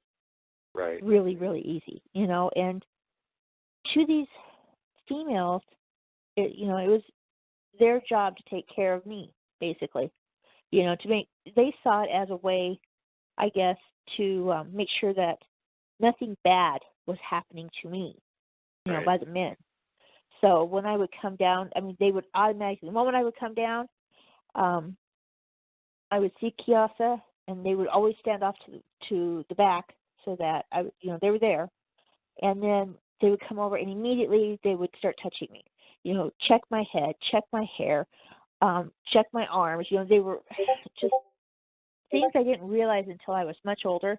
They were checking for broken bones, bite marks, things that males of that species would do to someone, right. To another. So they were like, let me check you out, and that's what they were doing. They were checking me out to make sure that I was not hurt, and to this day, they are like that. They want to know that you're okay. If you're alone with males, you're okay. They don't, my daughters, they did it with both of my daughters, my younger ones. They're real protective of those two. Their brother they witnessed one of their brothers getting mad at the other sister and slug her in the arm. That was a bad no-no because you saw this huge male come racing out of the woods and roaring and screaming, and my son going, holy exactly, up the yard, and they're just like that. Their females are not treated badly. So for them, they want to make sure that you're okay.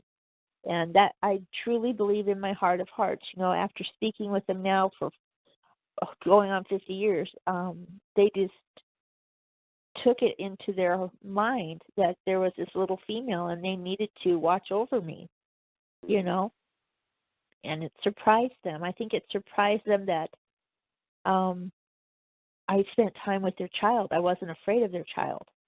Yeah. It's just something that over the years they have been with. I've been around them, been with them. I totally get what they're doing. I understand what they're saying, and we have had, not these huge philosophical conversations that people, who are very sarcastic and say, oh, she talks to Bigfoot. Well, I do talk to Bigfoot. I'm sorry if you people don't like that, but that's the truth. I do. And in speaking with him, he doesn't understand that people don't understand that they're not real. When I've had to explain to them in the past that people don't believe in them, the response has been very upset on Kiasa's part. He beats his arm, across his chest with his fist and pounds his chest and says, I'm here. I'm here. And then he takes his arm and shows all of his people and says, we're here. We are here. So, but yes, they do we are spend real. a considerable amount of time and effort hiding from us consistently, which makes you wonder why they can't figure out that we don't think that they're there, because they're really good at hiding. Yeah. Well, not only that, you got to remember, too, I explain this a lot to people, in that one of my males has told me that when he was younger, he witnessed a man take another man out of his trunk and bury him in the forest. So to them, you don't kill each other unless it's massive. You can beat the hell out of each other, but they don't kill unless there's some transgression. that's really, really, really, really bad, you know. And I've told this story before in that there was one member when I was younger, I called him Stinky. And he didn't have a female, and he was really belligerent, very strong, real big guy. And he was constantly undermining. Okay, there we go. Yeah, he was undermining Kiosa. And the males wrestle, you know. They do this thing where it's like a game, you know. They'll what do you call it? You wrestle and then you pick one up and you throw it down over your shoulder. You flip them, you know. And they do this. And it's a form of exercise, competition, whatever you want to call it. They think it's funny, you know. It's just these big guys out there wrestling and pushing and shoving and flipping each other. You know, I think it's to burn off steam. I really do. And Stinky. This is kind of scary to me, considering that Kevin actually taught Glag how to do a keto. I can only imagine what a Sasquatch later did with that skill. And here's Kevin having no clue that that's what they normally do, is wrestle around with each other. Oh, let's teach this young, you know, super powerful Sasquatch how to flip an elephant. Sure, he'll never be able to use that skill at all. Oh, my God. Oh, yes, he will. He gave him a good skill because it's something that they do. All of them do it. You know? That's kind of why we're both leaning towards, well, you know, he might have taken over his own troop at some point. What with you teaching him how to do a straight kick and a straight punch and then how to flip things? He's a little bit more skilled in the competition.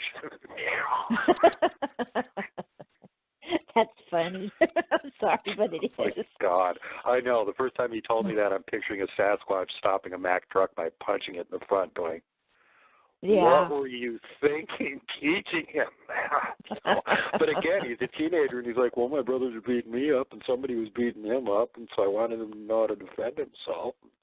No, so, I mean, it's all perfectly logical. You don't think about the long-term effect of this. Then that's the way they are, you know. And, I mean, these guys would do this, you know, and I would sit on the rocks. You know, we had these big boulders down by the stream, and they were doing this wrestling thing down on the beach to the stream. You know, it's kind of sandy, rough, sandy pea gravel stuff, and they're down there flipping each other in and out, you know, and sometimes they'd flip them in the water and knock each other down, and I was up there just watching, spying on them, you know, and because I wasn't supposed to be with the males. And Stinky had been being a real butthead for like a long time. You know, as a kid, I remember it seemed like forever to me that he'd been a butthead, okay? And he just didn't do what he was supposed to do. You know, I mean, Kiosa would tell him to do stuff and he wouldn't do it. He'd get attitude. He'd throw, pick up logs, you know, and throw them at him, you know. And I mean, it was obvious now as an adult, I realized that he was challenging him. But back then, I didn't realize that. And they'd had this wrestling match before, you know, and this time, the last time, Stinky did these things where he was biting. He actually drew blood, and you're not supposed to do that, you know. And it was just, I knew as a kid that he was bad and to stay away from him. And he's dangerous. So I was watching the guys, you know, down there wrestling, and then Stinky came, and it was like it all changed. It wasn't fun anymore. It was serious, you know, and he was pushing and slapping and trying to hurt others, you know, whenever he would wrestle with them. And it was dangerous. You could tell, you just know, you know, as a kid, you could feel what danger is, you know, and I felt like I better hide even more. I mean, I didn't feel like I was safe back behind the rocks watching them, you know, so I made sure they did not know I was there. I mean, I was scared to death. And I was too afraid to run because it just turned into like this whole bad scenario. And he pushed Kiosa in the chest, and Kiosa pushed back. And then they were wrestling, and then all of a sudden Kiosa had him over like he's going to flip him, but he was backwards. you know, like I don't know how to explain it. His face was not facing Kiyosa's shoulder. It was facing out, you know, back to back. They were back to back. But Kiyosa had his arm around his neck. And he kind of twisted. And when he twisted, he threw him over his hip and shoulder area. You know, I mean, it happened so fast. And I remember I heard this huge, it sounded like a tree branch breaking. And it was his neck. He snapped his neck that quick. And then he stood up, and you could see where he had blood on his arms and things from where he'd been bit. And then the next thing I know, Kiyosa had him by his hair and was dragging the body off across the creek through the woods. And that was the last time I ever saw Stinky. That was the very last time. Did you ever find out what they did to the body? I did ask when I think I was 12. I asked because I didn't know if they had funerals, you know, and I was told that he was taken home. He was taken home. And I guess, as far as I'm concerned, home may have meant where their original territory was, or home could have been buried. He went home to God. I don't know. I was just told that he was taken home. And that was the language, that was the term that I was told. He is taken home. So, some I don't know what researchers have the theory, and there is some legend, myth to back this up, and seems to be like in the case of the 3s and 4s, it certainly could be that those ones may not even bury their dead, they may just eat them. And Lansdale down there in the south, when he shot one, immediately it started screaming and freaking out, standing in the river, and a bigger one came running out of the woods and bashed it from behind and broke its neck. And then the rest of the troop came out, and they tore it apart and ate it on the spot. And that's what he claims anyway. Really? Because I have no experience with that. And yeah, I just wondered if you had ever heard anything either way on it. You know, that's his story. It was a Mike Woolley sort of thing, and instead of running away like Mike did and being lucky enough to actually make it out of there with not one but two chasing him, Jim apparently decided to shoot instead. And he plugged him one in the chest, and the thing wandered a few feet over to the edge of the river and started making a huge racket. And at which point these other ones came running out and polished it off. And I mean, you know, gruesome details like ripping one of the arms off, beating it against a tree to tenderize it a little bit at first, and then just eating it. So makes you wonder if there's like variant behavior amongst different tribes of these things, and especially amongst different subspecies. Like I could easily see the Wendigo or the face eater type eating their own dead. I mean, you know, there's 600-700 pounds of yummy meat sitting right there. Why would you bury it? You know, they're pretty savage anyway. But I always just kind of wondered about the type 1s and 2s, because there seems to be a real split in the Bigfoot community there. Nobody really has any good evidence to back up their claims either way, other than the story, you know, that I just related to you. You know, there's one story where a Bigfoot had died, and the natives in the nearby tribe found him, and they kind of didn't really know what to do with him, so they buried him just like they do with a human. But that doesn't mean that's what the Bigfoot were doing with their own people. No, and it doesn't stand. Well, with me, I do know this, okay? And as I've said before, my troop has had babies over the years, and they didn't have a baby for a long time, almost 20 years. But before that, Lemmy, my oldest female, had 2 babies, and they were both stillborn. And those she put in the trees. They put those up in the trees. So, I don't know. I don't know what they do with the big ones. I honestly don't. But the stillborns were put up in the trees. So. Well, again, I don't want to ascribe to them some sort of, you know, ghoulish behavior that they're not actually engaging in. But there's lots of precedent for it being, you know, it's the same thing some human tribes do. There's the tribes out there in the jungle that actually consider it to be like an honor to eat their dead when their relatives die or something. If you eat them, then you take part of them and they continue on being inside of you, et cetera, et cetera, et cetera. Exactly.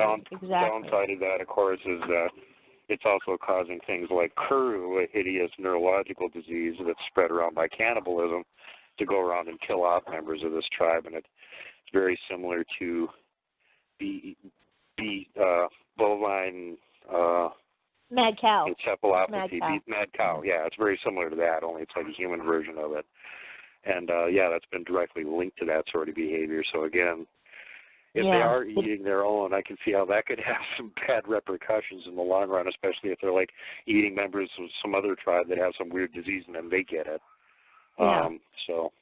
And I always wondered about that too when they're doing intertribal war, what they do with the ones that end up getting killed off, if they, wipe out somebody from an enemy tribe, if they end up eating them, or what they do with them. I do not know. All I know is that growing up I was told that the ones down south put them into caves, so I don't know. It's a strange situation there. It's something that they have preferred to keep to themselves. And I, as a person, have never imposed on them when they are doing it. I don't want to insert myself in there. The only time, like I said, that I did was with the babies.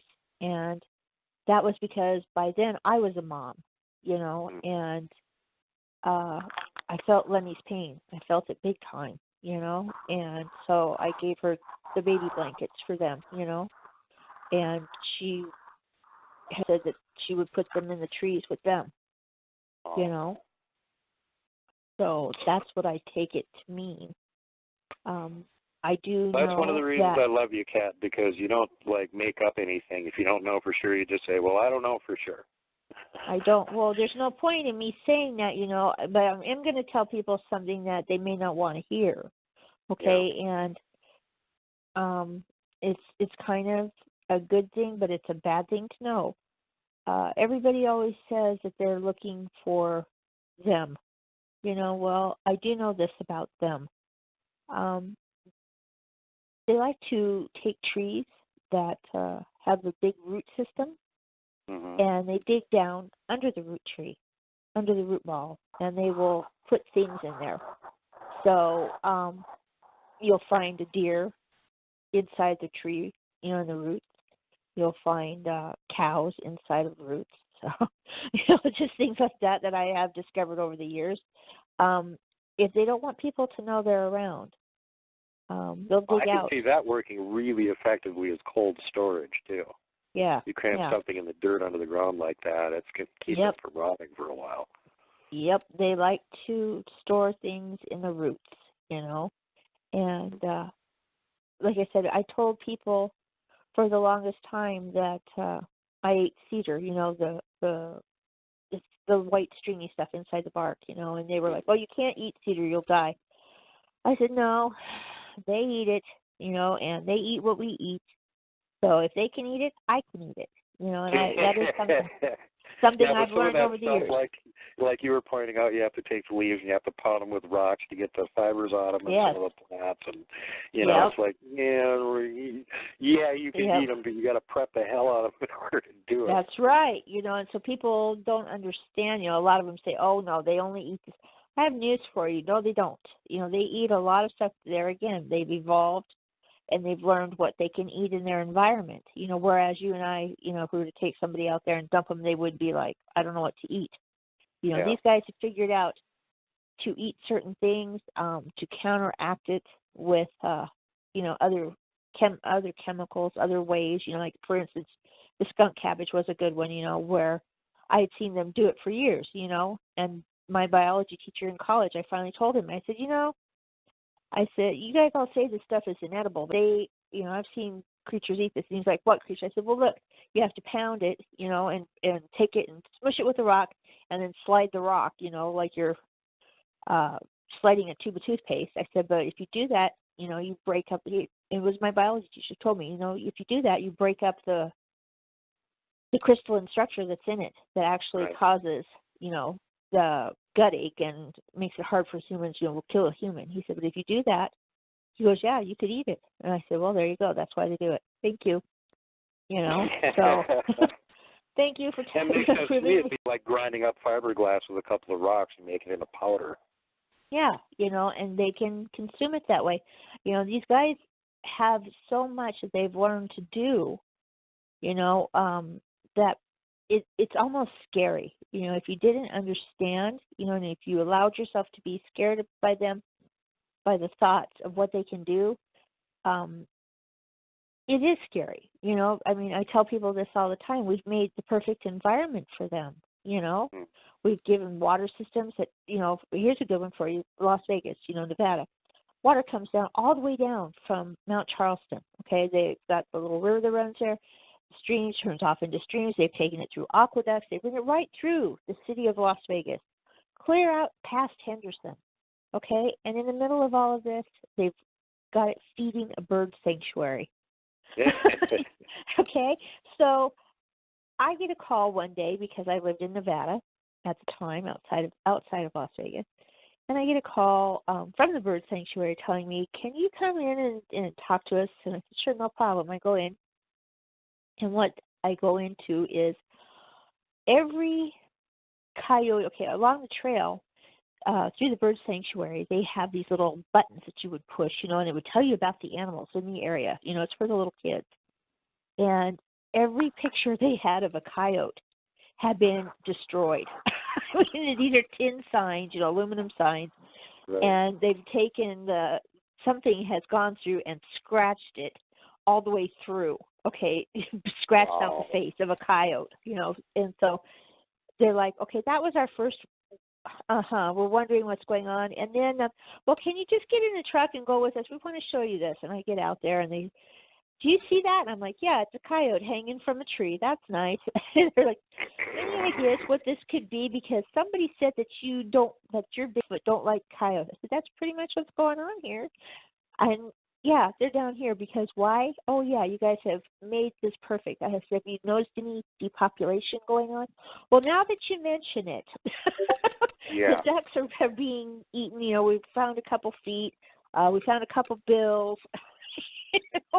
And we thought it was the coyotes at first, but no, we've kind of found those up in the trees, and there's some really weird stuff going on down here. Can you mind coming down and looking? And I was like, no, I'll sit down here and figure it out for you.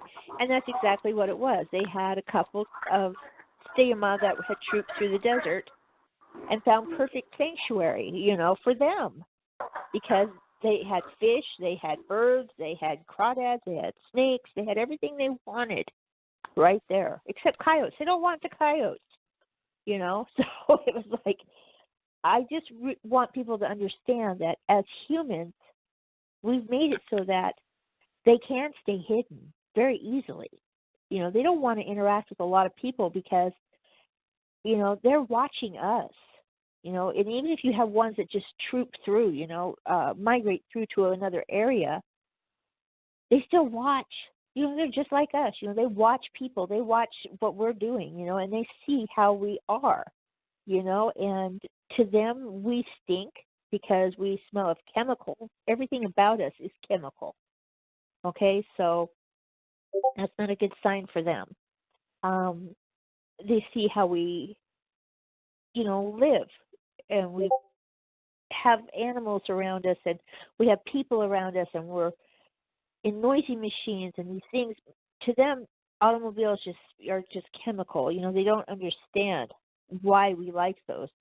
Growing up, I told the story of how not growing up, excuse me, I was already an adult by then. Kiraz is sitting on the side of the canyon wall, that leads down to the freeway, highway, and now it's a freeway, but back then it was a highway. And he would get down there, and he would sit halfway down, hide behind a tree, and he would shift gears. He would listen to the logging trucks coming by, and how they downshift, or upshift going up.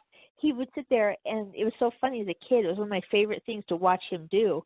He would make the semi sounds, because he would always say big growl, because that's what he thought they were doing. you know, and he would mimic them. And it was so funny. And then as my own children grew up and would be around them, he would make that sound. And my boys were always just laughing, like, because they can't do that. You know, all they can do is a little kid sound. And he could do it perfectly. You know, they were like, he makes a good big truck. You know, I was like, yes, he does. You know? So it's just, they watch us, you know, and they see the interactions that people have. And they also see the interactions, I should say, not the correct interactions that people have. Yeah. And to them, they've decided that we're deadly, we're dangerous. We have diseases, you know. I had rheumatic fever as a kid. And when I was over it, I had lost a lot of weight. I was already very skinny as a kid, and this just about killed me. And when I went down to see them, after being sick and being officially cured, they wouldn't come near me. They could smell me. They would smell the air, and then they weren't coming near me. They didn't come near me for a couple months until I was, even after I was cured. Yeah. They don't want to be around us. You know, we're deadly. You know, and we create things for them. In some stances, you know, we create things that are helpful, but in other terms, you know, we deforest, we sell off plots of property that they live on, you know, and we're always expanding. So to them, we're dangerous, you know. So they don't want us around in the respect that they're afraid that we're going to teach their children, hurt their women, you know, and just in general be dangerous to them. So that's the reason that I understand that they stay hidden the way that they do. You know, we're weird and inscrutable. It makes sense to me.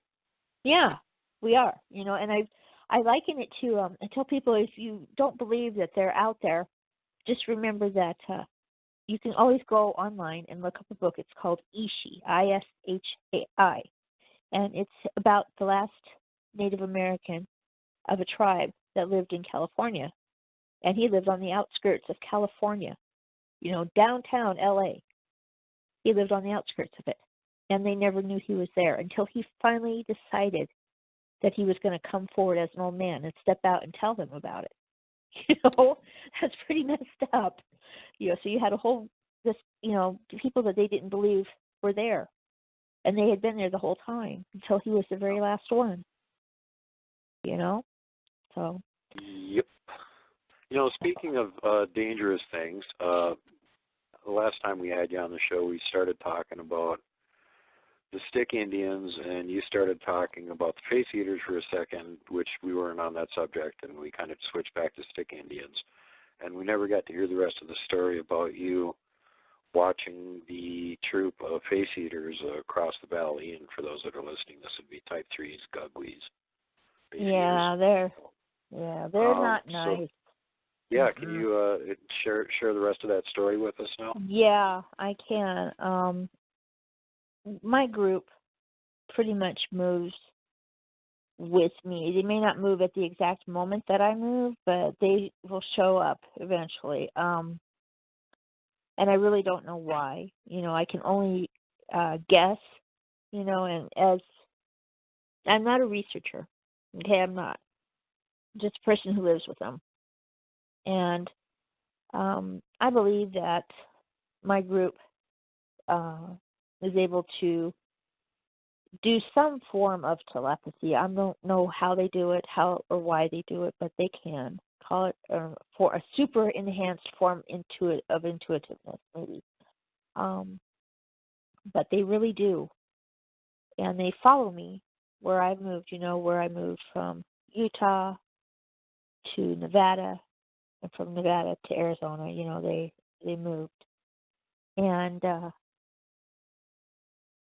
they grew, you know, in Utah we had, I lived on the top of a mountain. I live on the top of mountains everywhere I go.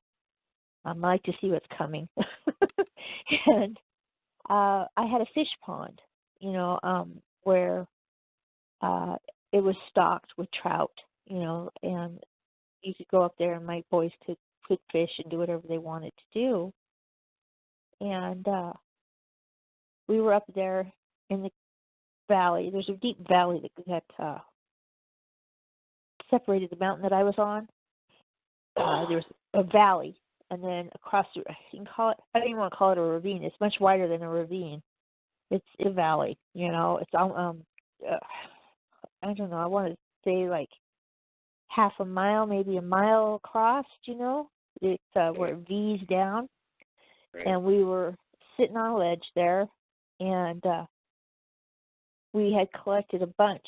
The group had collected a bunch of fish, and they had some crab apples that were growing there again from a tree that was almost dead. You know, I mean, it was late fall, and they were just kind of gathering stuff and to keep the stores going until they move again. You know, I mean, they move and they come and they go. You know, they don't stay stationary. They just don't. And we were sitting there. I was there with them, and my daughter and my two sons had done the fishing. And we were across that ravine, crevassed valley thing, and looking out across, you could see movement across, you know, and I was like, what is that? You know, is that sheep, cougar? What is it? You know, because it was really strange. You know, it would show up white, then it would show up brown, then it would show up white. So I didn't know what it was. And my eyesight isn't like theirs at all. And he also gave the danger sign, and he held up his hand, you know, and I mean, as soon as he held up that hand, everything stopped, you know, everything. And I thought, you know, what is he seeing? You know, I didn't associate what he was seeing across the canyon. I thought he was seeing something below, you know, below us. And all of a sudden, he motioned everybody down, so they all get down. And when they get down flat. I mean, they can walk on their hands, okay? I mean, they all dropped. That was just it. Sitting position to dropping, you know, and standing to drop. So I'm on my stomach. I've got my kids on their stomachs. So I'm like, what's coming up the canyon? You know, what's going on? You know, so I didn't get it. So about that time, I realized that there was still movement over there. But now there's more movement. And now I'm trying to see what it is, to see around them, because the males are all standing in front of us now. You know, so you have to peek between their legs. You have to look around and see, because the males will fight. You know, that's what they are. They will fight. That is the best way to explain it to anybody, is that is what they are. They are fighting. So they're standing there in their stance, and they're not dropping. But the females and kids and me and my kids are dropped. And I realize now that what they were seeing was a whole bunch of movement across the way. And I'm looking through his legs, and I see what I think are other steyama across the way. And I'm thinking to myself, this is wrong. Why would they be so hostile? Why would they think other steyama are dangerous? They've never acted like that before when they've come across them, you know? And then something stood up across the way, and up, and up. And I realized that it was bigger, fatter around than a steyama, and that it had, it's not a cape. I say cape, but it's not. It's the only way to describe it is their skins, you know, animal skins that they put holes through for their arms. Right. You know, and sometimes it's not both arms, it's just one arm. Right. You told us about the one you ran into out here near Bridger, Montana, that had part of a bear's, probably a whole bear skin that was using for a one-arm old vest sort of thing. Right, yeah. So this thing, though, had, I assume, because I don't know, because I wasn't there, all I can say is I assume, to make it real, to understand it in my brain, I figured that it's just a cow skin that he had. Right. Okay, because there was white. And that's the only animal I know that's white, has the possibility of being white out there, you know, I mean, in the forest is a dairy cow, you know. So I don't know what it was, but he had the skin on and he stood up. And you could see when he stood up, I realized that's not a Bigfoot. Those over there, what I've been seeing this entire time, moving on the side of that hill over there, are face eaters. And about the time he stood up, there was this really loud whooping echo from that side. And then all of a sudden, all of that side, those creatures, beings over there, stopped what they were doing and immediately looked over at us, you know. Uh-oh. And that in turn got Kiyosa to growl, this roaring growl that he does. And that means we're going to fight. Excuse me. So I'm scared. You know, I bring my gun with me when I go with my kids, you know, or me by myself. But I don't to bet the face eaters were a little bit worried at that point too. There's a whole troop of Bigfoot standing there watching them.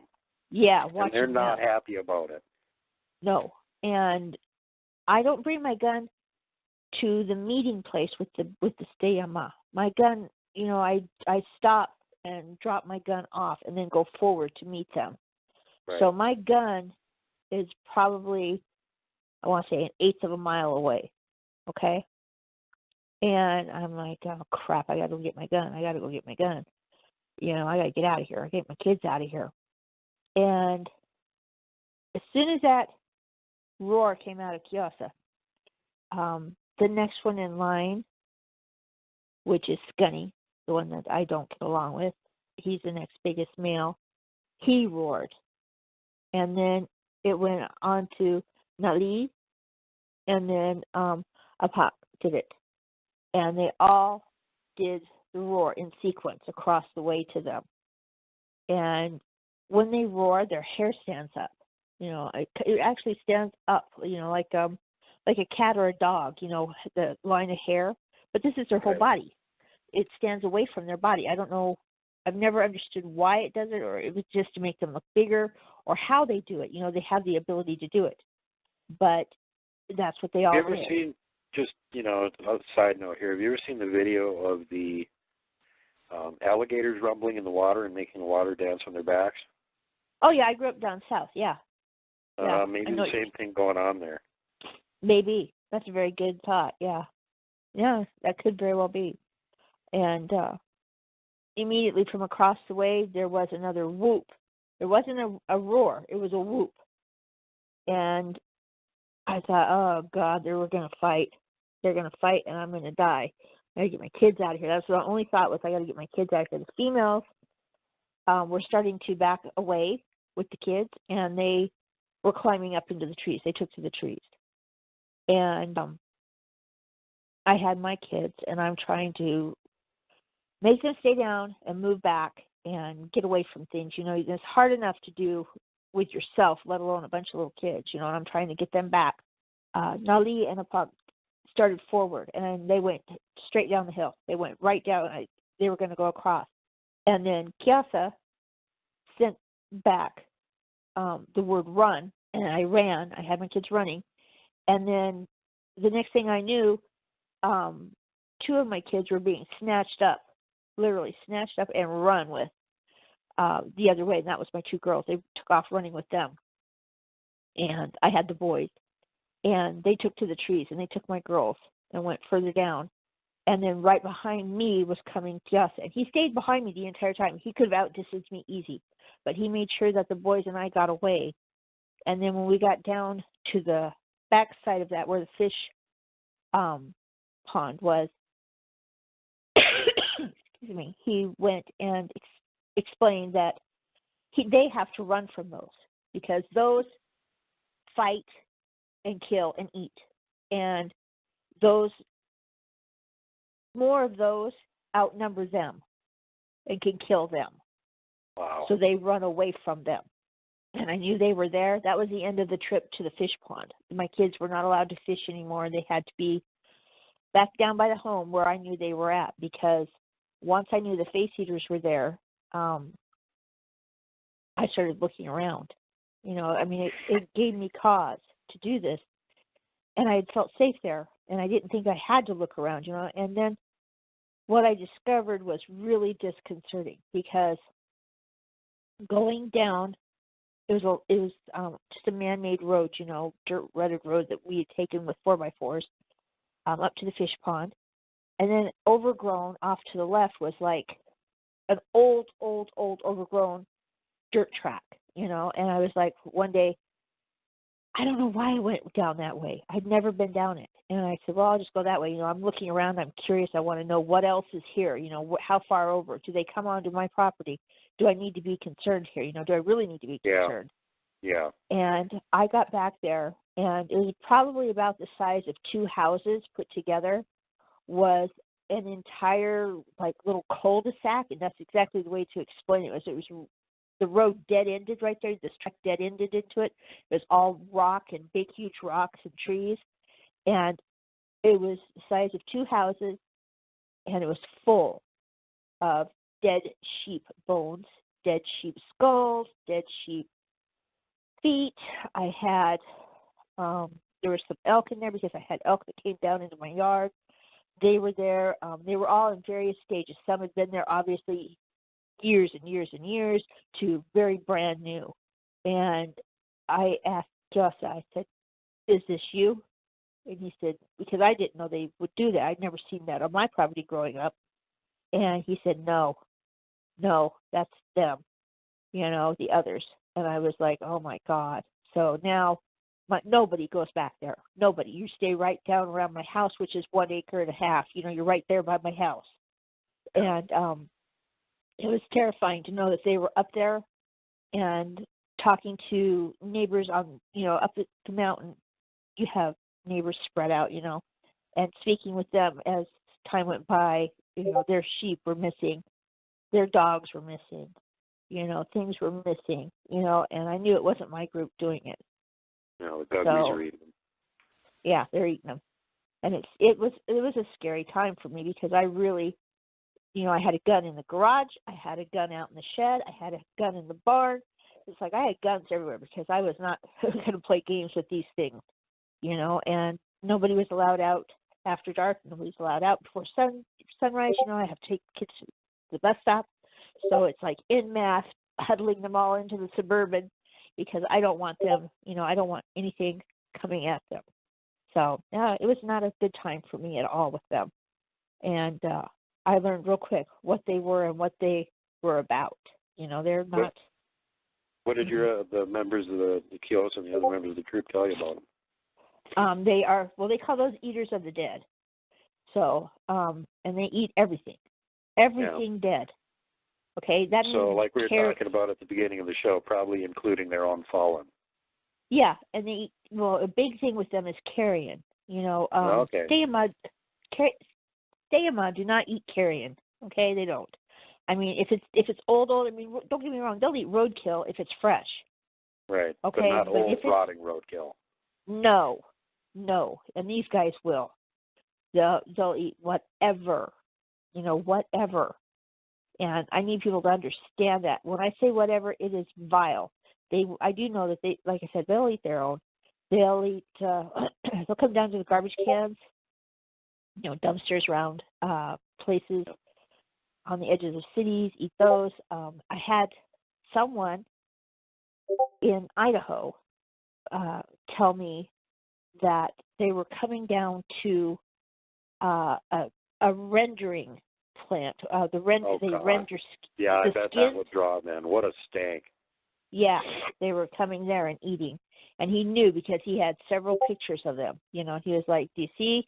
And I was like, oh, my God. I said, please don't interact with those. Because he said, these aren't Bigfoot, are they? I was like, no, not at all. Not at all. You know, so those are what we use the technical term monster to describe. Mm-hmm. Yeah, those are ones that I'm scared of. I will shoot it. Yeah, those are for real monsters. Well, what ended up happening with that situation then? Did those damn things ever leave the area, or how was that all resolved? Well, they were going, as I figured it out later, because I'd never seen them before.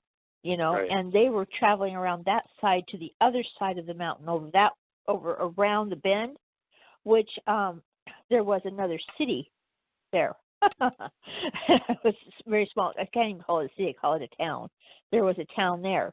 And I was like, oh, my God, they're on the other side of the mountain. You know, they've moved to that side of the mountain. Let them stay over there on that side of the mountain, you know, until going into town, you know, I do go to that small town over there, and I'm looking around, and I'm talking to people over there, and they're like, God, we got Bigfoot all of a sudden coming down, you know, and one of my neighbor's dogs, he watched two of them rip it in half and carry it off, you know, and I'm like, I know what that is. You know, I said, you got a gun? And they're like, oh, yeah, we got guns. We know what they are. We'll kill it. We're not afraid of Bigfoot. I'm like, oh, okay, good. Good for you. Yeah. Good for you. Because that ain't Bigfoot, and good luck with that. Yeah, anything that's going to stand there in front of the window of a house and rip the dog apart, a St. Bernard dog, rip it apart, you know, in half and carry it off. You need to be a little concerned there. You know, that's not a Bigfoot. No, and your little AR-15 isn't going to stop it either. It's just going to tickle it and piss it off. That's the one. You know, if you have need of weapons like that, you need to come see me because I'll show you some extremely hot loads to make. Yeah, at least go up to at least a 308. Don't even bother piddling around with anything smaller than that. If it hasn't got a 4 at the beginning of it, it's probably too small. That's it. That's exactly it. And if you're going to use a 4, make sure you aim for the eyeball, okay? Put it in the brain. Yeah, no kidding, right? Yeah, don't let it plink off the forehead. They're sloped and super thick, and it won't work. Jesus, you know, what a horrible situation. So the damn thing's finally moved to the other side of the mountain. That must have been a big relief, not only for you, but for your Bigfoot trip, too. It was for me. Yeah, it was for me, you know, because, and this is the part that I tell people about all the time, and they're like, no way. And I'm like, I'm totally serious here. I lived at the mouth of the Great Forest that was there, and they had this, what do you call it, a day park, you know, at the mouth of the forest. You head up to the forest, you follow it up the valley there, and then it dead ends into the national forest, right? Mm-hmm. And they have like a day hike. That's what they call it, day park, day hike. Okay, and all the trails are cemented and everything. You know, you can take your kids up there and you know, park and go for a walk, la-di-da.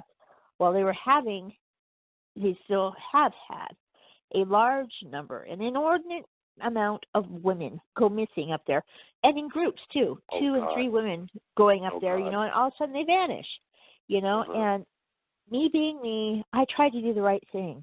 And I go up there and I'm talking to the forest rangers. There's 2 of them up there. And I tell them, you know, the women that you're missing that just got snatched, those 2 women, and then the ones before that, and the ones before that, and the ones before that, you know, there's like 10 women missing. You got a problem. And I said, I know what the problem is. I said, I need to tell you what it is. And I told them. And they literally made me wait there for a state trooper to come so that he could give me a breathalyzer test. Yeah, and I was like, really? I was done. At that point, I said, you know what? I've tried to do the right thing. You know, my conscience is now clear. Screw you. I went back home. I went down the hill, told my kids, I said, you know, this place is getting really dangerous. Women are vanishing. I'm here with you. I'm the only one there with them. I said, it's time for us to move, you know, so we're going to move. And that was when I moved to Nevada. I said, I'm done, you know, I'll go live somewhere else where I can see and it's safe, you know, and I picked out a place that was small at the time and was easy to maintain and take care of. And, you know, it was okay, safe. You know, I didn't have to worry about the things that were going on, you know, until much later with my kids getting older. And I lived there for 14 years, you know. So it's just, I watch these people and I watch how they interact or, you know, and react around the stories about Bigfoot. And for the most part, there are just 2 camps. You know, you're either terrified of them or you don't believe in them, you know. And if you do believe in them, then that branches off into, well, there are benevolent, loving brothers, you know.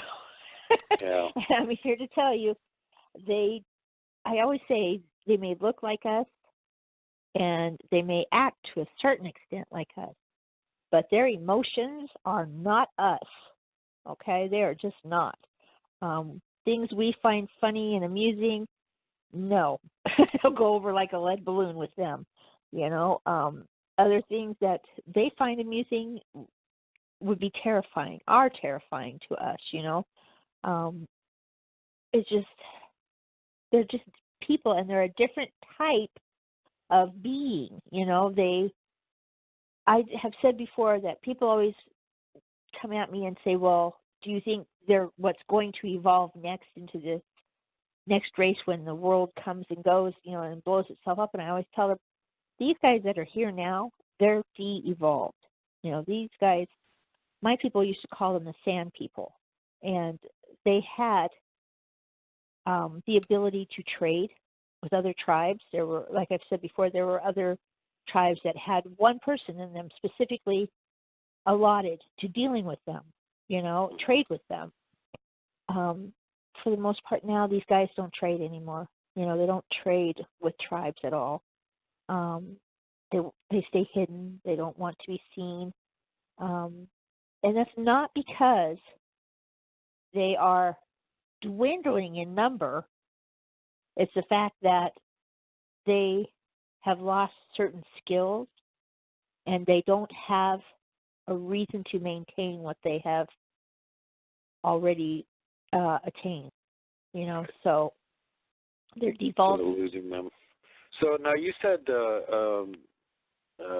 sort of a telepathy type thing. Are you talking about like a actual mind speak, or like an intuition, something's wrong or something like that? Because humans have that to a greater or lesser extent. I call this, the way they mind speak, I've always called it mind speak, is like a picture will pop into my head. I'm very fleeting, like when you're like, God, what is that word? What is that word? It's on the tip of my tongue. What is that? It's like that. And then it's real fleeting, and it'll be kind of almost like an echo. And then I'll hear bad man, or I'll hear father, or I'll hear something, whatever it is, whatever they're trying to get through to me. And usually they don't use mind speak unless they can't get through to me. If they are having trouble communicating a word or an action, that's when usually mind speak will come in there. They're like, God, you're so dense, you're not getting this, and then bang, it'll pop into my brain for just a flash of a second, and then it's gone. It's not like there's some mentalist, that can sit there and say, oh, I see in your brain you're thinking this, this, and this. It's not that. It's not that at all. It's a very flicker. I mean, just bang, it's there, and then it's gone. And I mean, if you don't get it right in there. It's not like a conversation. It's like they're sending you an image or something. Exactly. And it's very fast, very fast. And if you don't grasp that and they have to do it again, then annoyance comes, immediately. It's like in your brain you sense almost like a fear. You're not going to be like having a mental conversation with them like think of Professor X on the X-Men. It's like, no. I need you to go to blah, blah, blah, blah, blah. You're not going to be getting those kind of messages. No, not that. So, and then people that are talking about having full-on telepathic communication, with like hardcore philosophical concepts and stuff like that are pretty much full of it. I'm like, yeah, that's where I'm at with it. I told you, the people that are moving their beds out to their